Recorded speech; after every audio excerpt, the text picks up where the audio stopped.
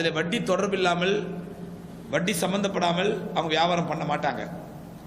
அந்த யூதருடைய கெட்ட குணத்தை அல்லாஹ் சொல்லிட்டு, மூமின்களே நீங்க யூதர்களை மாதிரி ஆயிடாதீங்க, நீங்க யூதர்கள் மாதிரி ஆகாதீங்க.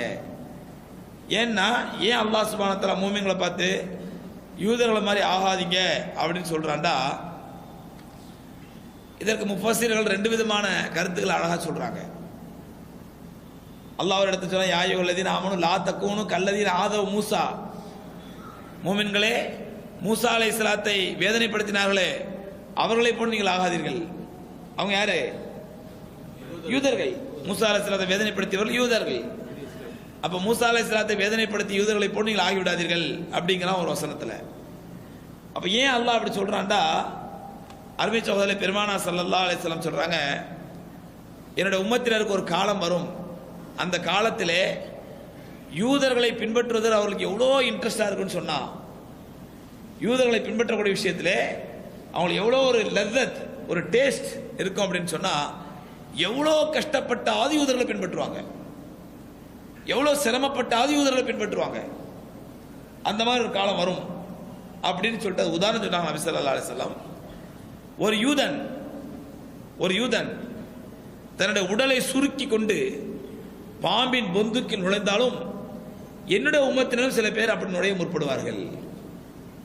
ஒரு பாம்புடைய பொந்துக்குள்ள நம்ம உடம்ப சுருக்கிக்கிட்டு உள்ள நுழைவது சாதாரண விஷயமா? என்னங்க, நம்முடைய உடம்பை செயற்கையா போட சுருக்கி முறுக்கிக்கிட்டு ஒரு பாம்புடைய பொந்துக்குள் நுழைவது சாதாரண விஷயமா? முடியல காரியமா அது? நபி ஸல்லல்லாஹு அலைஹி வஸல்லம் சொல்றாங்க, அந்த காரியத்தை ஒரு யூதன் செய்வானேயானால் அதை பார்த்து என்னோட உம்மத்தினர் சில பேர் செய்வாங்க. அவ்வளோ இன்ட்ரெஸ்ட் அவனுக்கு, டேஸ்ட். யூதர்களை பின்பற்றதுல அவ்வளோ டேஸ்ட். யூதருடைய கலாச்சாரம் அவனுக்கு ரொம்ப ருசியா தெரியும் அவனுக்கு. அந்த ருசியை அடைவதற்காக, அந்த யூதருடைய கலாச்சாரத்தை பின்பற்றக்கூடிய அந்த இன்பத்தை அடைவதற்காக அவன் எவ்வளவு சிரமம் மேற்கொள்வான். எவ்வளவு சிரமம்?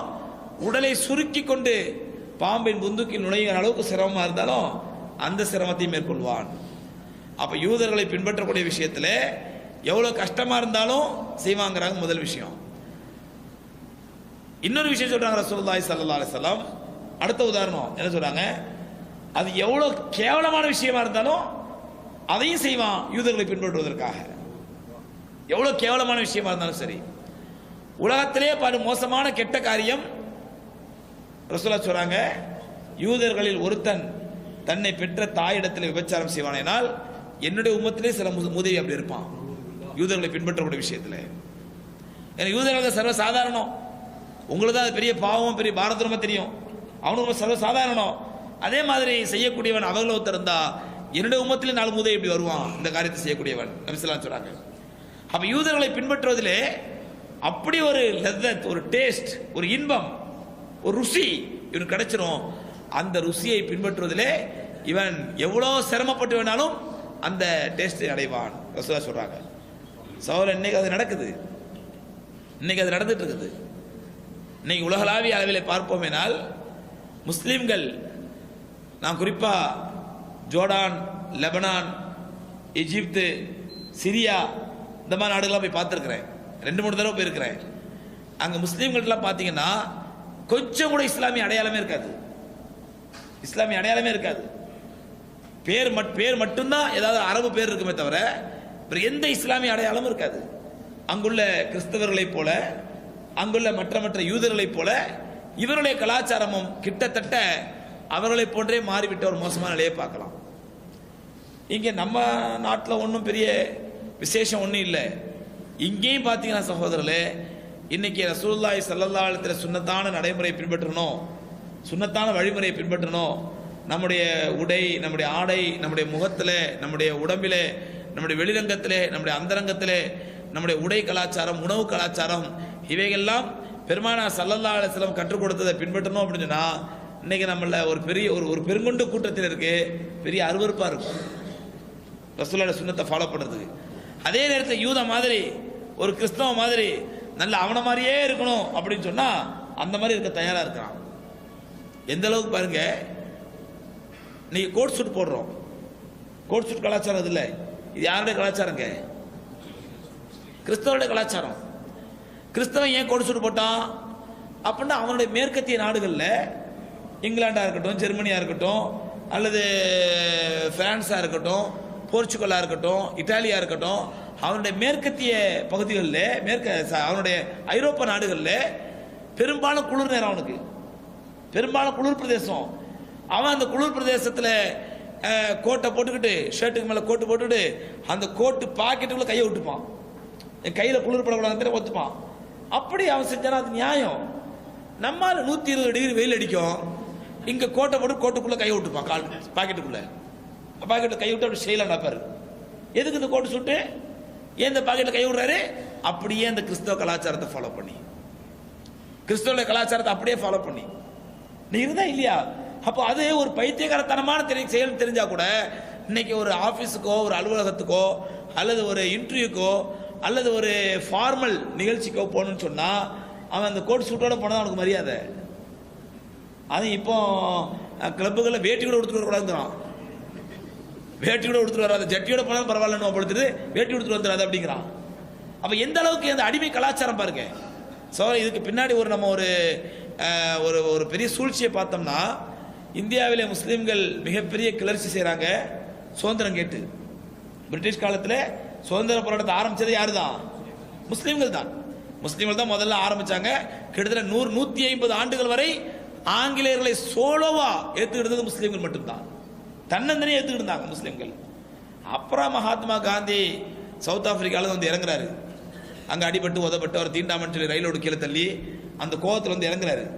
அப்போ மகாத்மா காந்தி என்ன பண்ண, மஹமூதுல் ஹசன் ரஹ்மத்துல்லாஹி தாருல் தேவபந்த் மதரசாவுடைய முதல் மாணவர், காசிம் நானூத்தி ரஹ்மத்துல்லாஹி தாருல் தேவபந்த் மதரசாவுடைய ஃபவுண்டர், இவங்கெல்லாம் போய் மகாத்மா காந்தி சந்திச்சு அவர்கிட்ட பேசி, ஐயா இது காலம் வரைக்கும் நாங்கள் முஸ்லீம்களும் பிரிட்டிஷ்கார சண்டை நடந்துட்டு, நீ வந்து இதில் இறங்கினாதான் இது வந்து வெகுஜன போராட்டமாக மாறும் அப்படின்னு சொல்லி மோகன்தாஸ் கரம்சந்த் காந்திக்கு மகாத்மா என்ற அடைமொழியை கொடுத்ததே மஹமூதுல் ஹசன் ரஹ்மத்துல்லாஹி அலைஹி. சத்திய சோதனையில் மகாத்மா காந்தி எழுதுறாரு இந்த வார்த்தையை. சத்திய சோதனையில் எனக்கு தேவபந்து உலமாக்கள் தான் வந்து எனக்கு மகாத்மாங்கிற பட்ட பேரை கொடுத்தாங்க அப்படின்னு சொல்லி மகாத்மான அடைப்பொழியை கொடுத்து அவரை போராட்டத்தை குதிக்க வச்சாங்க. அதுக்கப்புறம் வெகுஜன போராட்டமாக மாறுது. அப்போ இந்த போராட்ட கிளர்ச்சி ஆரம்பித்து மிகப்பெரிய அளவு உத்வேகமாக நடக்கும் பொழுது அப்போ பிரிட்டிஷ் பார்லிமெண்ட்டில் இதை பற்றி ஒரு விவாதம் நடக்குது. பிரிட்டிஷ் பார்லிமெண்ட்டில் விவாதம் நடக்குது. நம்ம இந்த மாதிரி இந்தியாவில் சுதந்திரம் கேட்குறாங்களே கொடுக்கலாமா அப்படின்னு சொல்லி நிறைய பேர் இல்லை கொடுக்கக்கூடாது, நமக்கு நல்ல சான்ஸு, நல்ல வாய்ப்பு கிடச்சிருது இந்தியாவை சுரண்டுறதுக்கு, நல்ல சுரண்டிய சொத்துக்களை அப்புறம் கொண்டு வந்துட்டு இருக்கிறோம், இப்போ சுதந்திரம் கொடுத்தீங்கன்னா நம்ம சுரண்டுறதுக்கு வாய்ப்பு இல்லாமல் போயிடும் அப்படின்னு அப்ஜெக்ஷன் பண்ணுறாங்க. சில பேர் சொல்கிறாங்க இல்லை நம்ம எவ்வளோ காலத்தை இப்படி அடிமைப்படுத்தி வச்சிருக்க முடியும், ஒரு காலத்து சுதந்திரம் கொடுத்தா ஆகணும், வேறு வழி இல்லை அப்படிங்கிறாங்க. அப்போ இந்த சுதந்திரம் கொடுக்கலாம் அப்படிங்கிறவங்க அவங்க ஒரு வாதத்தை முன்வைக்கிறாங்க. என்ன அப்படின்னு சொன்னால், நீங்கள் இந்தியாவுடைய சொத்து கைவிட்டு போயிடலாம் பயப்படாதீங்க, இந்தியாவோட சொத்து உங்கள் கைவிட்டு போயிடலாம் பயப்படாதீங்க. நான் ஒரு ஐடியா சொல்கிறேன், நாங்கள் அந்த ஐடியா ஃபாலோ பண்ணால் நாம் அவங்களுக்கு ஜியோகிராஃபிக்கல் அல்லது பொலிட்டிக்கல் ஃப்ரீடம் கொடுத்துடலாம், புவியியல் ரீதியாக சுதந்திரம் கொடுத்துடலாம், அல்ல அரசியல் ரீதியாக சுதந்திரம் கொடுத்துடலாம். ஆனால் அவன் காலாகாலத்துக்கும் நமக்கு அவன் கல்ச்சுரல் ஸ்லேவ்ஸாக, கலாச்சார அடிமைகளாக நமக்கு இருப்பான் அவன். நாம் ஒரு பிளான் பண்ணி தர்றோம், அந்த பிளானை இம்ப்ளிமெண்ட் பண்ணீங்கன்னா நீங்கள் ஜியோகிராஃபிக்கலாக அவனுக்கு ஃப்ரீடம் கொடுத்துடலாம், அதாவது புவியியல் ரீதியாக ஃப்ரீடம் கொடுத்துடலாம். ஆனால் காலகாலத்துக்கு அவன் நமக்கு கல்ச்சுரல் ஸ்லேவ்ஸாக இருப்பான், கலாச்சார அடிமைகளாக. கலாச்சார அடிமையாக நமக்கு இருந்தாண்டா நாம் என்ன பொருளை அவன் பயன்படுத்தணும்னு நினைக்கிறோமோ அதை நாம் தீர்மானிக்கலாம். அவன் எப்படிப்பட்ட கலாச்சாரத்தை ஃபாலோ பண்ண முடிவு பண்ணுறோமோ அதை நாம் முடிவு பண்ணலாம் அப்படின்ட்டு அதுக்கு தான் ஒரு திட்டம் போடுறான். நீண்ட சூழ்ச்சி வரலாறு இங்கே யூதர்களை பற்றி வந்தனால லைட்டாக உங்களுக்கு கோடிட்டு காட்டுறேன், சுருக்கமாக சொல்கிறேன். இல்லைன்னா நீண்ட வரலாறு இது. கிளாக்ஸ்டோன் சொல்லி ஒரு மெம்பர் பேசுகிறான், அவன் ஒரு புத்தகத்தை எடுத்து பார்லிமெண்ட்டில் கிழிச்சு காட்டுறான், ஒரு நீண்ட சம்பவம் வைங்களேன். அப்போ தான் என்ன பண்ண, லார்ட் மெக்காலே, லார்ட் டன்லப் என்று சொல்லக்கூடிய 2 அறிவுஜீவிகள்கிட்ட பொறுப்பு ஒப்படைக்கிறாங்க. என்னன்னு சொன்னால், நீ ஒரு பாடத்திட்டத்தை, ஒரு சிலபஸை உருவாக்கணும், இந்த பாடத்திட்டம் முழுக்க முழுக்க குரானிய பாடத்திட்டத்துக்கு எதிராக இருக்கணும். ஏன்னா அது வரைக்கும் உலகத்தில் பாடம் என்றாலே, கல்வி என்றாலே எந்த கல்வி தான்? குரானிய கல்வி தான். ஜவஹர்லால் நேரு சிறையில் இருக்கும்போது தன்னுடைய மகள் இந்திரா காந்திக்கு தொடர்ந்து கடிதம் எழுதுறார். அந்த கடிதம் பின்னாடி நூலாக துவக்கப்பட்டு டிஸ்கவரி ஆஃப் இந்தியா அப்படிங்கிற பேரில் புத்தகமாக வந்திருக்குது. ஜவஹர்லால் நேரு எழுதுற கடிதம். அந்த கடிதத்தை ஜவஹர்லால் நேரு குறிப்பிடுகின்றார், த டார்க் கான்டினென்டல் என்று சொல்லக்கூடிய இருண்ட கண்டமாக இருந்த ஐரோப்பாவிற்கு, இருண்ட கண்டனா தமிழ்நாடு மாதிரி பவர் கட்டா இல்லை, இருண்ட கண்டம் என்னங்க, நாகரிகமே தெரியாத, கல்ச்சுரலே தெரியாத, படிப்பறிவே இல்லாத இருண்ட கண்டமாக இருந்த ஐரோப்பாவிற்கு முதலாக கல்வி என்ற தீபத்தை எடுத்து சென்றது இஸ்லாம் தான். யார் சொல்றா? காசி நானூத்தி ரஹ்மத்துல்லாஹியோ ஷம்சுதீன் காசிமியோ மஹமூத் ஹசன் ரஹ்மத்துல்லாஹி சொல்ல. ஜவஹர்லால் நேரு டிஸ்கவரி ஆஃப் இந்தியாவில் குறிப்பிட்ட தன்னுடைய மகள் இந்திரா காந்தி எழுதுற கடிதங்கள்ல இருண்ட கண்டமான ஐரோப்பாவிற்கு முதலாக கல்வியை எடுத்து சென்றது இஸ்லாம் தான் அப்படின்னு குறிப்பிடுறாரு. அதனாலதான் அல்லாமா இக்பால் அவர்கள் அழகா சொன்னாங்க, ஜிஸ்க்கு துனியா இல்மு கஹதி है वो जहले महज है, जिसको दुनिया इल्म कहती है वो जहले महज है, इल्म तो है आपके इरशाद फरमाने का नाम. இந்த உலகம் எதற்கு கல்வி என்று பெயர் வைத்திருக்கிறதோ அதுதான் ஹே ஓ ஜஹலே மஹஸ் ஹே, வடிகட்டிய மடமைத்தனம். இந்த உலகம் எது கல்வி பேர் வச்சிருந்தோ அது என்னது? வடிகட்டிய மடமைத்தனம். இல்மு தோ ஹே ஆப்புக்கே இர்ஷாத் ஃபர்மானே கா நாம். இல்ம் என்றாலே, கல்வி என்றாலே, அல்லாஹ்வுடைய தூதர் ஸல்லல்லாஹு அலைஹி வஸல்லம் இந்த உலகத்துக்கு எதை காரி துப்புனாங்களோ அதுதான் கல்வி. அவங்களோட வாயிலிருந்து என்ன எச்சில் தெரிச்சதோ அதுதான் கல்வி. மற்றபடி இந்த உலகம் எது கல்வி பேர் வச்சிருந்தோ அதுதான் வடிகட்டிய முட்டாள்தனம். இதுதான் உண்மை சகோதரர்களே. அதுவரை குரானிய கல்விதான் இருந்தது, குரானிய ஞானம் தான் ஞானமாக இருந்தது. பெரிய பெரிய ஆராய்ச்சியாளர்களுக்கும் பெரிய பெரிய அறிவியல் விஞ்ஞானிகளுக்கும் பெரிய பெரிய கண்டுபிடிப்பாளர்களுக்கும் உற்ற துணையாக பக்க துணையாக இருந்தது அல்லாஹ்வுடைய குரான். குரானை பத்தி ஆராய்ச்சி பண்ணாங்க, குரானை ஆராய்ச்சி நூலா பயன்படுத்தினாங்க.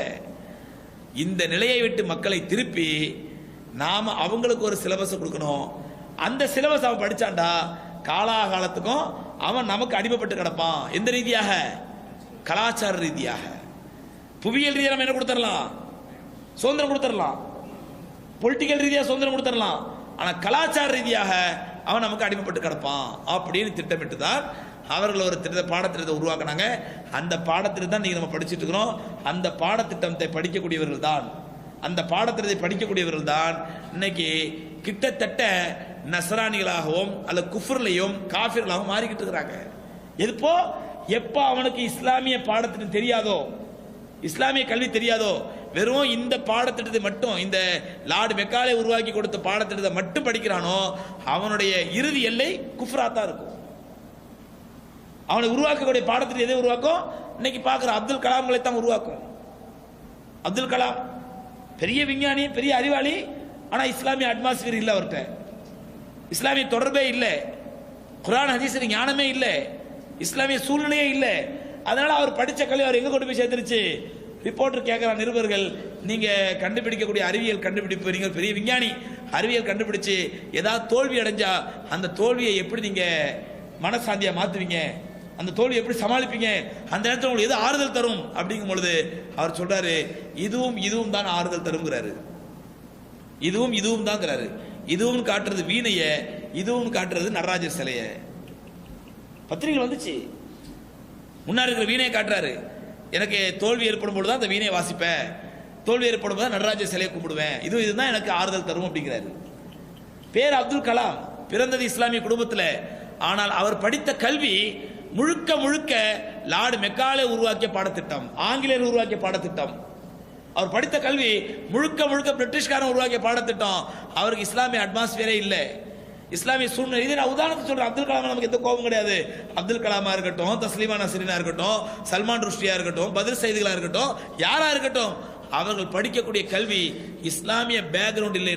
அல்லது அல்லாஹ் பாதுகாக்க நம்ம வீட்டு பிள்ளைகளா இருக்கட்டும், எல்லாத்தையும் தான் நிலைமை. நம்ம வீட்டு பிள்ளைகளா இருக்கட்டும், அவங்களுக்கு எது வரைக்கும் இஸ்லாமிய தொடர்பு, இஸ்லாமிய ஞானம், இஸ்லாமிய அட்மாஸ்பியர், இஸ்லாமிய பேக்ரவுண்ட் இருக்காதோ அவன் வெறும் இந்த கல்வியை மட்டும் படிப்பானேனால் அவனுடைய அடுத்த ஸ்டெப்பு குஃப்ரா தான் இருக்கும். ஏனென்றால் இந்த கல்வி காஃபிர்களை உருவாக்குவதற்கென்றே திட்டமிட்டு சூழ்ச்சி செய்யப்பட்ட கல்வி இது. நம்ம ஆளுங்க அது தெரியாம இன்னைக்கு வரைக்கும் பிரிட்டிஷ்காரன் உருவாக்குற கல்வியே, பிரிட்டிஷ்காரன் உருவாக்குற கலாச்சாரத்தையே பின்பற்றி வேட்டி கட்டிட்டு வரக்கூடாதுங்கிறான். பிரிட்டிஷ்காரன் உருவாக்குற கல்வி திட்டத்தை விடுவானா? விடமாட்டான். இன்னைக்கு பார்க்குறோம்ல, இன்னைக்கு பார்க்குறோம் எந்த அளவுக்கு நம்ம கலாச்சாரம் அடிமைகள் ஆகிட்டு பாருங்க. நான் உங்கள்ட்ட ஒரு கேள்வி கேட்குறேன். இன்னைக்கு குழந்தைகளுக்குண்டே பிரத்யேகமாக உருவாக்க ஒரு பொருள், சோப்பு, சீப்பு, பவுடரு, ஷாம்பு, குழந்தைகள்னாலே எந்த கம்பெனிங்க? சத்தமாக சொல்லுங்க. உலகமே சொல்லும் ஜான்சன் அண்ட் ஜான்சன் அப்படின்ட்டு. அந்த ஜான்சன் அண்ட் ஜான்சன் பவுடர் டப்பால நாளைக்கு வீட்டுக்கு போனால் வாங்கி பாருங்க. அதில் இன்கிரீடியன்ஸ்லாம் போட்டிருக்கான், அது போட்டிருக்கேன், இது போட்டிருக்கேன் போட்டு கீழே சின்னதாக போட்டிருக்கான். எந்த பவுடர் குழந்தைகளுக்கு மட்டுமே பயன்படுத்தப்படும், குழந்தைகளுக்கு மட்டுமே பிரத்யேகமாக தயாரிக்கப்பட்டது, குழந்தைகளுக்கு இதுதான் சூட்டபிள் அப்படின்னு உலக பைத்தியக்காரத்தனமா நம்பிக்கிட்டு இருந்தோ அந்த பவுடர்ல போட்டிருக்கான் கீப் அவே ஃப்ரம் சில்ட்ரன். வாங்கி பாருங்க, டப்பா வாங்கி பாருங்க. கீப் அவே ஃப்ரம் சில்ட்ரன்ங்கிற வார்த்தை எதுல எழுதுவாங்க? எதுல எழுதுவான்? பாய்சன்ல எழுதுவான், விஷத்துல எழுதுவான். குழந்தை பக்கத்தில் வைக்காதீங்க, குழந்தை எடுத்து வாயில வச்சிருக்க போது கவனமா இருக்குன்னு சொல்லி பாய்சன்ல எழுதுவான். அந்த வார்த்தையை ஜான்சன் ஜான்சன் பவுடர் போட்டிருக்கான் கீப் அவே ஃப்ரம் சில்ட்ரன், குழந்தைகள் எடுத்து தூரமா வைக்க அப்படின்னு சொல்லி. எந்த பொருளுக்கு எது குழந்தைகளுக்கு முழுக்க முழுக்க சூட்டபிள், குழந்தைகளுக்கு முழுக்க முழுக்க சாதகமானது, குழந்தைகளுக்கு பிரத்யேகமா தயாரிக்கப்பட்ட உலகம் மூடத்தனமா நம்புதோ பாருங்க. நாம் எந்த அளவுக்கு கல்ச்சுரல் ஸ்லேவ்ஸாக ஆயிட்டோம், கலாச்சார அடிமைகள் ஆயிட்டா நாம எதை பயன்படுத்தணும், எந்த விஷத்தை பயன்படுத்தணுங்கிறத அவன் தீர்மானிக்கிறான். அவன் தீர்மானிக்கிறான். நீங்க ஜான்சன் அண்ட் ஜான்சன் இல்லாட்டா அந்த வீடு குழந்தை பிறந்ததுக்கே அடையாளம் இல்லை. குழந்தை பிறந்த வீட்டில் குழந்தை இருக்குதோ இல்லையோ ஜான்சன் ஜான்சன் இருக்கணும். குழந்தை பிறந்த வீட்டில் குழந்தை இருக்குதோ இல்லையோ ஜான்சன் ஜான்சன் பவுடர் இருக்கணும், சோப்பு இருக்கணும். ஆனா அந்த பவுடர்ல என்ன போடுறான்? கீப் அவே ஃப்ரம் சில்ட்ரன், குழந்தைகள் எடுத்து தூரமா வைங்க. எதுக்காக சொன்னா சகோதரர்களே, அந்த அளவுக்கு கலாச்சார அடிமைகளாக ஆக்கப்பட்டு விட்டோம். நியூ இயர் என்னைக்குங்க? நியூ இயர் என்னைக்கு? என்னங்க? ஜனவரி 1. ஜனவரி 1 தான் நியூ இயர். இப்ப கேட்டா எல்லாம் இல்ல இல்ல நமக்கெல்லாம் முஹர்ரம் மசரத் அப்படின்னு சொல்லுவீங்க. ஆனா எடுத்தோட வாயில் என்ன தான் வரும்? ஜனவரி 1. ஜனவரி 1 யார்கிட்ட கேளுங்க, முஸ்லீம்கள்ட்ட நான் முஸ்லீம்கிட்ட யார்கிட்ட கேளுங்க நியூ இயர் என்னைக்குன்னு கேளுங்க, ஜனவரி 1. ஜனவரி 1 யாருக்கு நியூ இயர்? கிறிஸ்தவர்களுக்கு. ஜனவரி 1 கிறிஸ்தவர்களுக்கு நியூ இயர். முஸ்லீம்களுக்கு முஹர்ரம் இருக்குது, தெலுங்குக்காரங்களுக்கு அவங்களுக்கு தெலுங்கு வருஷ பிறப்பு இருக்குது, தமிழ்காரங்களுக்கு அது நசீபு ஆட்சி மாறும் போல மாறிட்டே இருக்கும். ஐயா வந்தா ஒரு தமிழ் வருஷ பிறப்பு, அம்மா வந்தா ஒரு தமிழ் வருஷ பிறப்பு, அதனுடைய கேடுகட்ட நசீபு மாறிக்கிட்டே இருக்கும். உலகத்துல எல்லாத்துக்கும் வருஷ பிறப்பு ஒண்ணுதான், ஆனா தமிழுக்கு மட்டும் கேடுகட்ட நசீபுன்னா ஆட்சி மாறும் போல மாறிக்கிட்டே இருக்கும் அது. சரி, இப்படி ஒவ்வொருத்தருக்கும் ஒரு வருஷ பிறப்பு இருக்குது. ஆனா நியூ இயர் சொன்ன உடனே பளிச்சுன்னு மனசுல உட்கார சொன்னாங்க ஜனவரி 1. நீங்க பாக்குறமா இல்லையா? நீங்க நியூ இயர் அன்னைக்கு பேப்பர் எடுத்து பாத்தீங்கன்னா புத்தாண்டை முன்னிட்டு வடபழனி முருகன் கோவிலில் நள்ளிரவு 12 மணிக்கு சிறப்பு பூஜை. பார்த்து இல்லையா பேப்பர்ல? புத்தாண்டுக்கும் நியூ இயருக்கும் ஜனவரி 1க்கும் வடபழனி முருகன் என்ன சம்பந்தங்க? என்ன சம்பந்தம்? சம்பந்தம் உண்டா? எந்த சம்பந்தம் கிடையாது. இது கல்ச்சுரல் ஸ்லேவ்னஸ், கலாச்சார அடிமைத்தனம். அவனுடைய கலாச்சாரத்தை நம்ம அப்படியே அடிமை ஆயிட்டோம். சரி, நாம சிரிக்கிறோம், ஆமாமா என்னது பைத்தியகாரத்தனமா இருக்குது, வடபழனி முருகன் கோயிலுக்கும் அவனுக்கு என்ன சம்பந்தம்?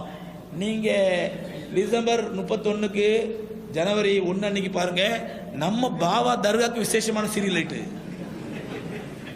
விசேஷமான சீரியல் லைட்டு வடமலை முருகன் கோயில இருந்து அப்படியே டிரான்ஸ்பர் ஆகி பாபாக்கு வந்துருச்சு. நீங்க பாபா சொன்னா சிரிக்கிறீங்க, அப்படியே டிரான்ஸ்பர் ஆகி பள்ளிவாசலுக்கு வந்துருச்சு. நீங்க ரெகுலரா சுபத்தொழுவரா இருந்தா ஜனவரி 1 அன்னைக்கு பாருங்க, வழமையா வர்ற கூட்டத்தை விட ஒரு சஃப் கூட வரும். வழமையா சுபுக்கு வர கூட்டத்தை விட ஒரு சஃப் கூட வரும். நீங்க அடுத்த வருஷம் அனலைஸ் பண்ணி பாருங்க. கேடுங்க क्या बात है आज न्यू ईयर ना, आज नमाज पढ़ते पूरा साल नमाज पढ़ जैसा. இது கல்ச்சுரல் ஸ்லேவ்னஸ், கலாச்சார அடிமைத்தனம். நம்ம சிரிக்கிறோம், ஆனா எவ்வளவு பெரிய வேதனைங்க, எவ்வளவு பெரிய வேதனை. ஃபஜ்ர் தொழுகைக்கு ஒரு சஃப் கூட கூட்டம் வருது, வடபழனி முருகன் கோயில்ல இருந்து தர்காவுக்கு போய் தர்கால இருந்து பள்ளிவாசலுக்கு வந்துருச்சு. என்னன்னு கேட்டா இன்னைக்கு நியூ இயர், இன்னைக்கு தொழுதா வருஷம் பூரா தொழுத மாதிரி. சோதலை, இந்த கலாச்சார அடிமைத்தனத்தை தான் அவர்கள் தீர்மானித்தார்கள், திட்டமிட்டார்கள், வெற்றி பெற்று விட்டார்கள். ஏதோ அல்ஹம்துலில்லாஹ் நம்முடைய இந்த south east Asia, India, Pakistan, Bangladesh, Sri Lanka இந்த மாதிரி பகுதிகளில் அல்ஹம்துலில்லாஹ் அல்லாஹ் ரப்பல் ஆலமீன் நிறைய உலமாக்களை உருவாக்குனது. குறிப்பாக அந்த தப்லீக் ஜமாத் மாதிரி சீர்திருத்த ஜமாத்துகள் உருவானது. இதனுடைய விளைவு இந்த பகுதி மக்கள்கிட்ட ஓரளவு அல்ஹம்துலில்லாஹ் இஸ்லாமிய ஞானம், இஸ்லாமிய உணர்வு, இஸ்லாமிய சிந்தனை இருக்குது. நீங்க கொஞ்சம் மிடில் ஈஸ்ட்ல போய் பாத்தீங்கன்னா சகோதரர்களே, இஸ்லாம் எந்த அரபு நாடுகள் உருவாச்சோ, எந்த அரபு மக்களுக்கு மத்தியில் அல்லாஹ் ரப்பல் ஆலமீன் லட்சக்கணக்கான நபிமார்களை அனுப்பி வச்சானோ, அந்த லட்சக்கணக்கான நபிமார்களுடைய பிரச்சாரத்தையும் தாண்டி யூத கிறிஸ்தவருடைய கலாச்சாரம் மிகச்சு போச்சு. யூத கிறிஸ்தவருடைய கலாச்சாரம் மிகச்சு போச்சு. இன்னைக்கு நாம ஒரு பருக்க கீழே விழுந்துட்டா எடுத்து சாப்பிடணும்னு நினைக்கிறோம், ஒரு பேரிச்சம்பழம் கீழே விழுந்துட்டா எடுத்து சாப்பிடணும், வீண் விரயம் பண்ணக்கூடாதுன்னு சொல்லி. ஆனா அரபு நாடுகளில் போய் பாருங்க வீண் விரயத்தை, அப்படி வீண் விரயம். அப்படியே அரபு நாடு கலாச்சாரம். நீங்க நம்ம 2 பேர் எதிர்த்து நோம்பு திறக்கிறோம், ஒருத்தர் தண்ணி குடிச்சிட்டு கீழே வச்சானா அந்த தண்ணி நம்மளே எடுத்து குடிப்போம். ஆனா அரபுகள் குடிக்க மாட்டாங்க. ஏன்? பிரிட்டிஷ் கலாச்சாரம் அப்படியே. எச்சி சே எச்சி நான் குடிக்கிறதா, நீ குடிச்ச எச்சியே.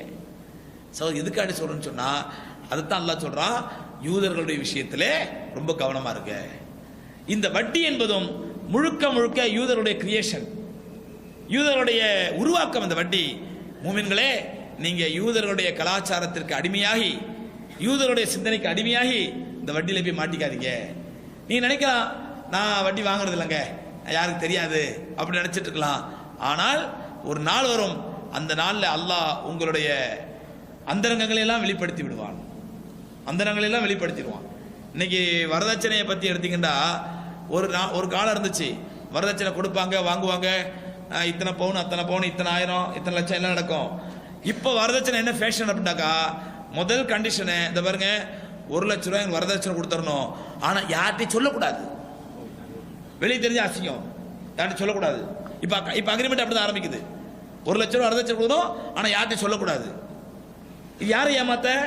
அதான் அல்லாஹ் சொல்றான், நீ ஊருக்கண்ணை மறைச்சிடலாம், உறவு கண்ணை மறைச்சிடலாம், அவங்களுடைய பார்வையை மறைச்சிடலாம், ஆனால் ஒத்தப்பு யௌமன் துர்ஜஊன ஃபீஹி, ஒரு நாள் வரும், அந்த நாளை அஞ்சு கொள்ளுங்கள், அந்த நாளில் தான் நீங்கள் அல்லாஹ்வின் பக்கம் திரும்ப கொண்டு வரப்படுவீர்கள். இலல்லாஹ் துர்ஜஊன ஃபீஹி அல்லாஹ், அந்த நாளில் அல்லாஹ்வின் பக்கம் கொண்டு வந்து நிறுத்தப்படுவீர்கள்.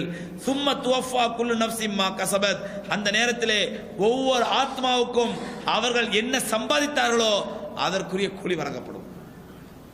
அல்லாஹ் சொல்றான் இன்னொரு வசனத்திலே, இன்னமா துவஃபூன உஜூரஹும் யௌமல் கியாமா, நீங்க செய்யக்கூடிய உங்களுடைய நற்காரியங்களுக்கு துர்காரியங்களுக்கு எல்லாம் கூலி வழங்கப்படுது.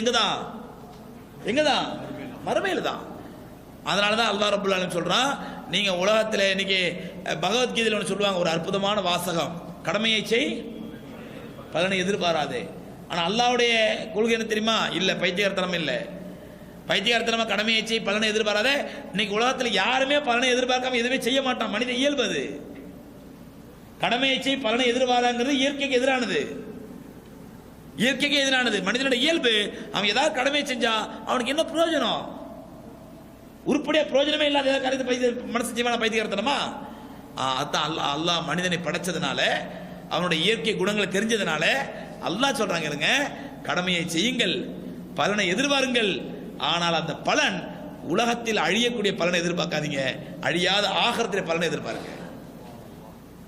உலகத்தில் அழிஞ்சு போற பலனை எதிர்பார்க்காதீங்க, அழியாத ஆகரத்திலே பலனை எதிர்பாருங்க. இன்னமா துவஃபூன உஜூரஹும் யௌமல் கியாமா, நீங்கள் செய்யக்கூடிய காரியங்களுக்கு எல்லாம் கூலி வழங்கப்படுவது கியாமத்து நாள்ல தான், உலகத்துல கிடையாது. ஏன் உலகத்தில் தர கூலி என்ன ஆயிடும்? உங்களுக்கு அழிஞ்சு போயிடும், அதை எதிர்பார்க்காதீங்க. ஒரு உதாரணம் அடிக்கடி சொல்லுவேன், நீங்க கேள்விப்பட்டிருப்பீங்க. ஒருத்தர் மாடு வாங்க போறாரு, பசுமாடு வாங்க போறாரு மார்க்கெட்ல போய். பசுமாடு எதுக்காண்டி வாங்குவாங்க? பால் கறக்கிறதுக்காண்டி.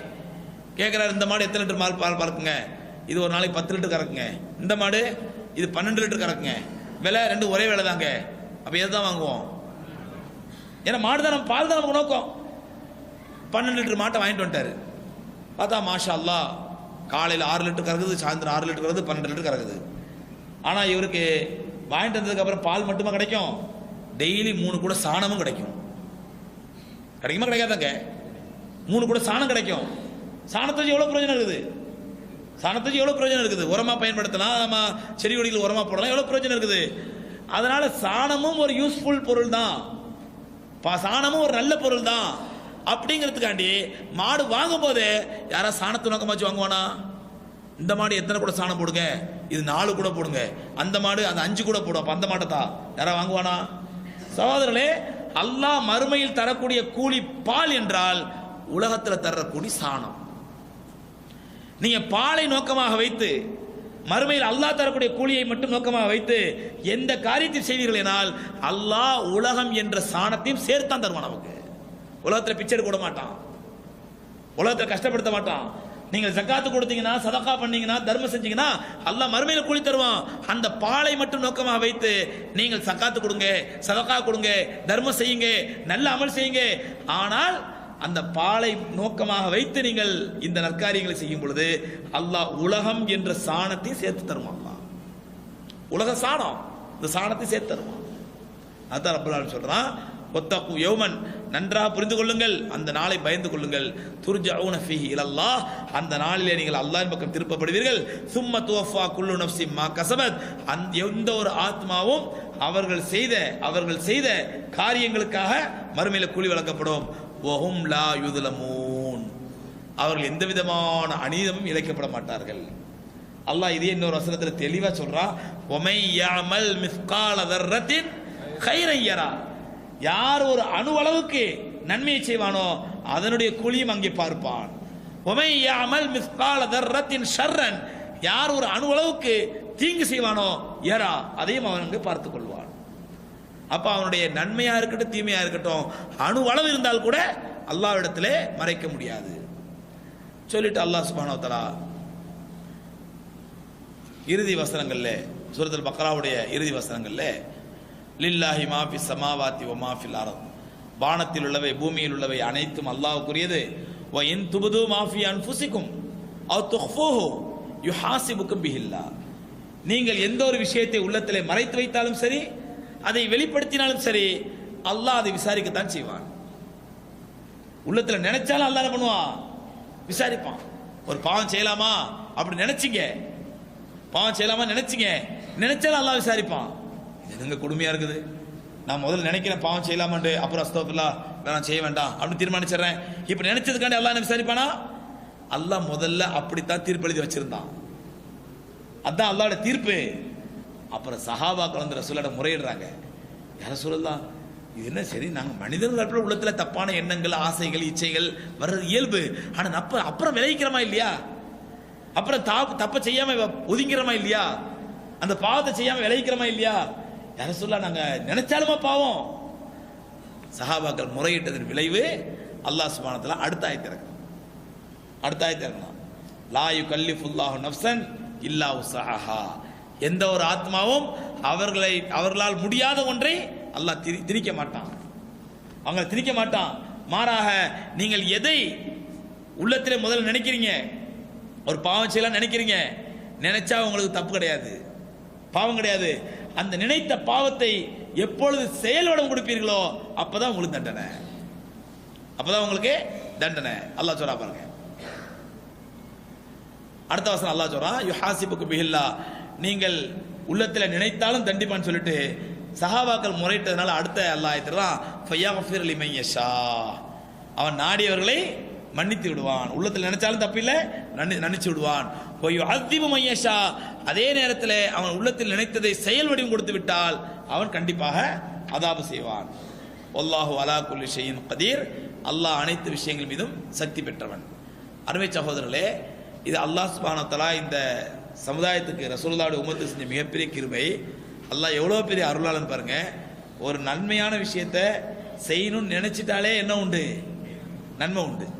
ஒரு நல்ல காரியத்தை செய்யணும்னு நினைக்கிறீங்க, சே நீ ரமதான் 20 ஆகி போச்சு, டெய்லி 8 ரக்காத்தும் 10 ரக்காத்தும் 12 ரக்காத்தும் இப்படி தான் தொழுதுட்டு இருக்கிறோம், இன்ஷா அல்லாஹ் இன்னைக்கு 20 ரக்காத்து முழுமையாக தொழணும் அப்படி நியத்து வச்சுட்டீங்க, உன் நன்மை ஸ்டார்ட் ஆயிடுச்சு, மீட்டர் விழுந்துருச்சு.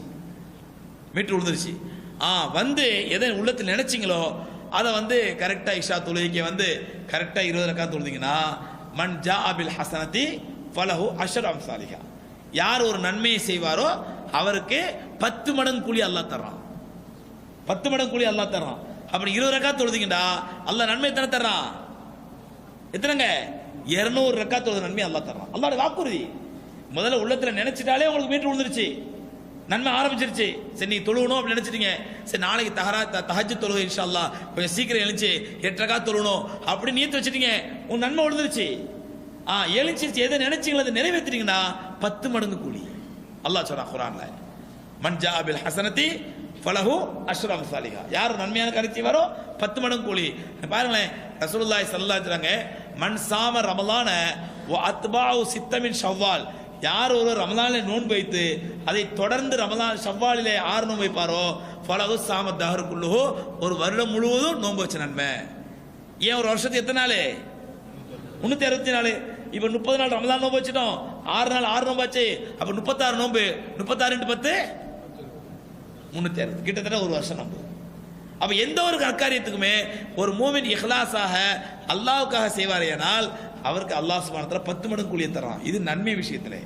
ஆனா தீமை விஷயத்தில் சகோதரர்களே, முதல்ல அல்லாஹ் தீர்மானிச்சிருந்தது, இன் துபுது மாஃபி அன்ஃபுசிக்கும் அவ் துஃபூஹு யுஹாசிபுக்கும் பிஹில்லாஹ், உள்ளத்தில் நினைத்தாலும் மறைத்து வைத்தாலும் வெளிப்படுத்தினாலும் அல்லாஹ் விசாரிப்பான் தண்டிப்பான்னு சொல்லிட்டு அப்புறம் அல்லாஹ் ரப்பல் ஆலமீன் கொஞ்சம் நமக்கு என்ன பண்றான், கொஞ்சம் இல்ல மிகப்பெரிய சலுகை தர்றான். என்ன சலுகை? பாவத்தை நினைச்சா என்ன கிடையாது, என்ன கிடையாது, பாவம் கிடையாது, குற்றம் கிடையாது. பாவம் செய்யணும்னு நினைச்சா குற்றம் கிடையாது. நினைச்சா அப்படியா நம்ம மனசுல நினைச்சு செஞ்சுக்கலாம். இல்ல, உங்களுக்காக உங்களை அறியாம இயற்கையா வருது. ஷைத்தானுடைய உணர்வுகள், ஷைத்தானுடைய தீண்டல்கள், ஷைத்தானுடைய இச்சைகள், மனோ இச்சை உள்ளத்துல வருது, ஆசை வருது இந்த பாவத்தை செய்யலாம்னு சொல்லி. அப்புறம் உடனே அஸ்தக்ஃபிருல்லாஹ் யா அல்லாஹ் மன்னிச்சிடா, தெரியாம நினைச்சிட்டேன், செய்ய மாட்டேன் அல்லாஹ் அப்படின்ட்டீங்கடா. அப்படின்னு நினைச்சீங்கடா, நீங்கள் செய்யாமல் விட்டதற்காக அல்லாஹ் நன்மை எழுதுறான். செய்யாம விட்டதற்காக நன்மை எழுதுறான். செஞ்ச பாவத்தை எழுதுறான். ஒரு பாவம் தான், 10 பாவம் எழுதுறது இல்ல. அல்லாஹ் நியாயப்படி பார்த்தா எப்படி எழுதணும்? ஒரு நன்மை செஞ்சா 10 நன்மை தர மாதிரி ஒரு பாவம் எத்தனை எழுதணும்? 10 எழுதணும். ஆனா ரப்பல் ஆலமீன் அருளாளன், மிகப்பெரிய கிருபையாளன். நம்ம மேல தாயை விட, பெற்ற தாயை விட 1000 தாய்கள் அளவுக்கு பாசம் உள்ளவன். அதனால அல்லாஹ் சுப்ஹானஹு வ தஆலா நமக்கு சலுகை தர. என்ன சலுகை? நீ நினைச்சா பாவம் கிடையாதுப்பா, செஞ்சா தான் பாவம். அதுவும் செய்யாம விலகிட்டா நன்மை உண்டு உனக்கு. அல்லாஹ்வுக்கு பயந்து விலகின பாரு, அதுக்கு உனக்கு நன்மை உண்டு. அதான் அல்லாஹ் ரப்பல் ஆலமீன் சொல்றான். சொல்லிட்டு அல்லாஹ் சுப்ஹானஹு வ தஆலா நபி ஸல்லல்லாஹு அலைஹி வஸல்லம் சொல்லி தரான், ரப்பனா எங்கள் ரட்சகனே, லா துஆஹிதுனா இன் நஸீனா அவ் அக்தானா, மறதியாகவோ தவறாகவோ நாங்க ஏதாவது தப்பு செஞ்சுட்டா, லா துஆஹிதுனா எங்களை பிடித்து விடாதே அல்லாஹ், எங்களை பிடித்து விடாதே. மறதியா செஞ்சிட்டோம், தெரியாம செஞ்சிட்டோம். ரமதான் நோன்பு இருக்கு பாருங்களேன், நோன்பு வச்சிருக்கிறோம், மறதியா சாப்பிட்டோம், மறதியா சாப்பிட்டோம். என்ன நோன்பு முடியுமா? முடியுமா? முடியாதா? முடியாது. தைரியமா சொல்லுங்க. மறதியா டீ சாப்பிட்டோம், மறதியா சோறு சாப்பிட்டோம், பிரியாணியே சாப்பிட்டீங்க ஒரு பிளேட் பூரா. நல்ல பிரியாணி சாப்பிட்டுட்டு, சில பேர் பிரியாணி சாப்பிட்டுன்னு கொல்லிக்கட்டை வாயில வைக்கணும். ஒருத்தர் நல்ல நோம்பு வச்சு பிரியாணி சாப்பிட்டாரு, பிரியாணி சாப்பிட்டு கொல்லிக்கட்டை தர்றாரு, அட நோம்புல இன்னைக்கு அப்படின்ட்டாரு. நோம்புலன்றாரு. நோம்பு முடியுமா அவருக்கு? ரசூலுல்லாஹ் சொல்றாங்க, அல்லாஹ் கொடுத்த விருந்துங்கிறாங்க நபி ஸல்லல்லாஹு அலைஹி வஸல்லம். நீ மத்த கல்யாண வீட்லயும் சாப்பிட்டுருப்ப, மறதியா பிரியாணி சாப்பிட்டா அது யார் கொடுத்த விருந்து? அல்லாஹ் கொடுத்த விருந்துங்கிறாங்க நபி ஸல்லல்லாஹு அலைஹி வஸல்லம். எவ்வளவு பெரிய பாக்கியம் பாருங்க. நீங்க நல்ல பிரியாணி சாப்பிடுறீங்க, ஆனா நோம்பு நன்மையா அல்லாஹ் தரான் உங்களுக்கு. மறதியா செஞ்சுட்டா இது அல்லாஹ்வுடைய மிகப்பெரிய கிருபை இந்த உம்மத்து மீது. அதான் அல்லாஹ் சொல்றான், ரப்பனா லா துஆஹிதுனா இன் நஸீனா அவ் அக்தானா, யா அல்லாஹ் நாங்கள் ஏதாவது தவறு இழைத்து விட்டாலோ மறதியா செய்து விட்டாலோ எங்களை பிடிச்சிடாதே யா அல்லாஹ். ரப்பனா வலா தஹ்மில் அலைனா இஸ்ரன் கமா ஹமல்துஹு அலல் லதீன மின் கப்லினா, எங்களுடைய முன் சென்ற சமுதாயத்தினர் மீது விதித்ததை போன்று கஷ்டங்களை எங்க மேல் வீசியாதே யா அல்லாஹ். நபி ஸல்லல்லாஹு அலைஹி சொல்றாங்க, நான் அல்லாஹ்ட்ட துஆ கேட்டேன், யா அல்லாஹ் முன் சென்ற சமுதாயம் தப்பு செஞ்சா எப்படி உடனே குரங்காகவோ பன்றியாக மாத்தினியோ அந்த மாதிரி என் உம்மத்தை மாத்திராதே அல்லாஹ். நான் துவா செஞ்சேன், அல்லாஹ் கபூல் செஞ்சுட்டான் நபி ஸல்லல்லாஹு அலைஹி வஸல்லம். இன்னைக்கு மஸ்ஜித் நபவியில மதீனால மஸ்ஜித் நபவிக்கு பக்கத்துல பாத்தீங்கன்னா மஸ்ஜிதுல் இஜாபான்னு ஒரு பள்ளிவாசல் இருக்குது. மஸ்ஜிதுல் இஜாபா அது என்ன பள்ளி? பெருமானா ஸல்லல்லாஹு அலைஹி வஸல்லம் அங்கதான் இது துவா கேட்டாங்க, யா அல்லாஹ் என்னோட முன் சென்ற சமுதாயத்தில் இருக்கு. ஏன்னா அல்லாஹ் யூதர்களை குரங்குகளாக பன்றிகளாக மாத்தினான், குரங்குகளா மாத்தினா, பன்றிகளா மாத்தினா. அந்த மாதிரி என்னுடைய சமுதாயத்தை மாத்திராத ரப்பே. இல்லைன்னு சொன்னா சகோதரர்களே, பாவம் செய்யறதுல நம்ம யூதர்களுக்கு எந்த விதத்துல சளைச்சவங்க இல்லை. நம்ம யூதர்கள் அதிகமா பாவம் செஞ்சுட்டு இருக்கிறோம், எந்த விதத்துல சளைச்சவங்க இல்லை. நம்ம இருந்தும் ரப்பல் ஆலமீன் ஏன் யூதர்களை மாத்தின மாதிரி நம்மளை வந்து குரங்களா பன்றிகளா மாத்தல? யாருடைய துவா அது? பெருமானா ஸல்லல்லாஹு அலைஹி வஸல்லம் துவா, பெருமானா ஸல்லல்லாஹு அலைஹி வஸல்லம் துவா. அப்ப அல்லாஹ் ரசூல் அல்லாஹ் கேட்டாங்க, யா அல்லாஹ் இந்த உம்மத்தை அப்படி மாத்திராதே அல்லாஹ்.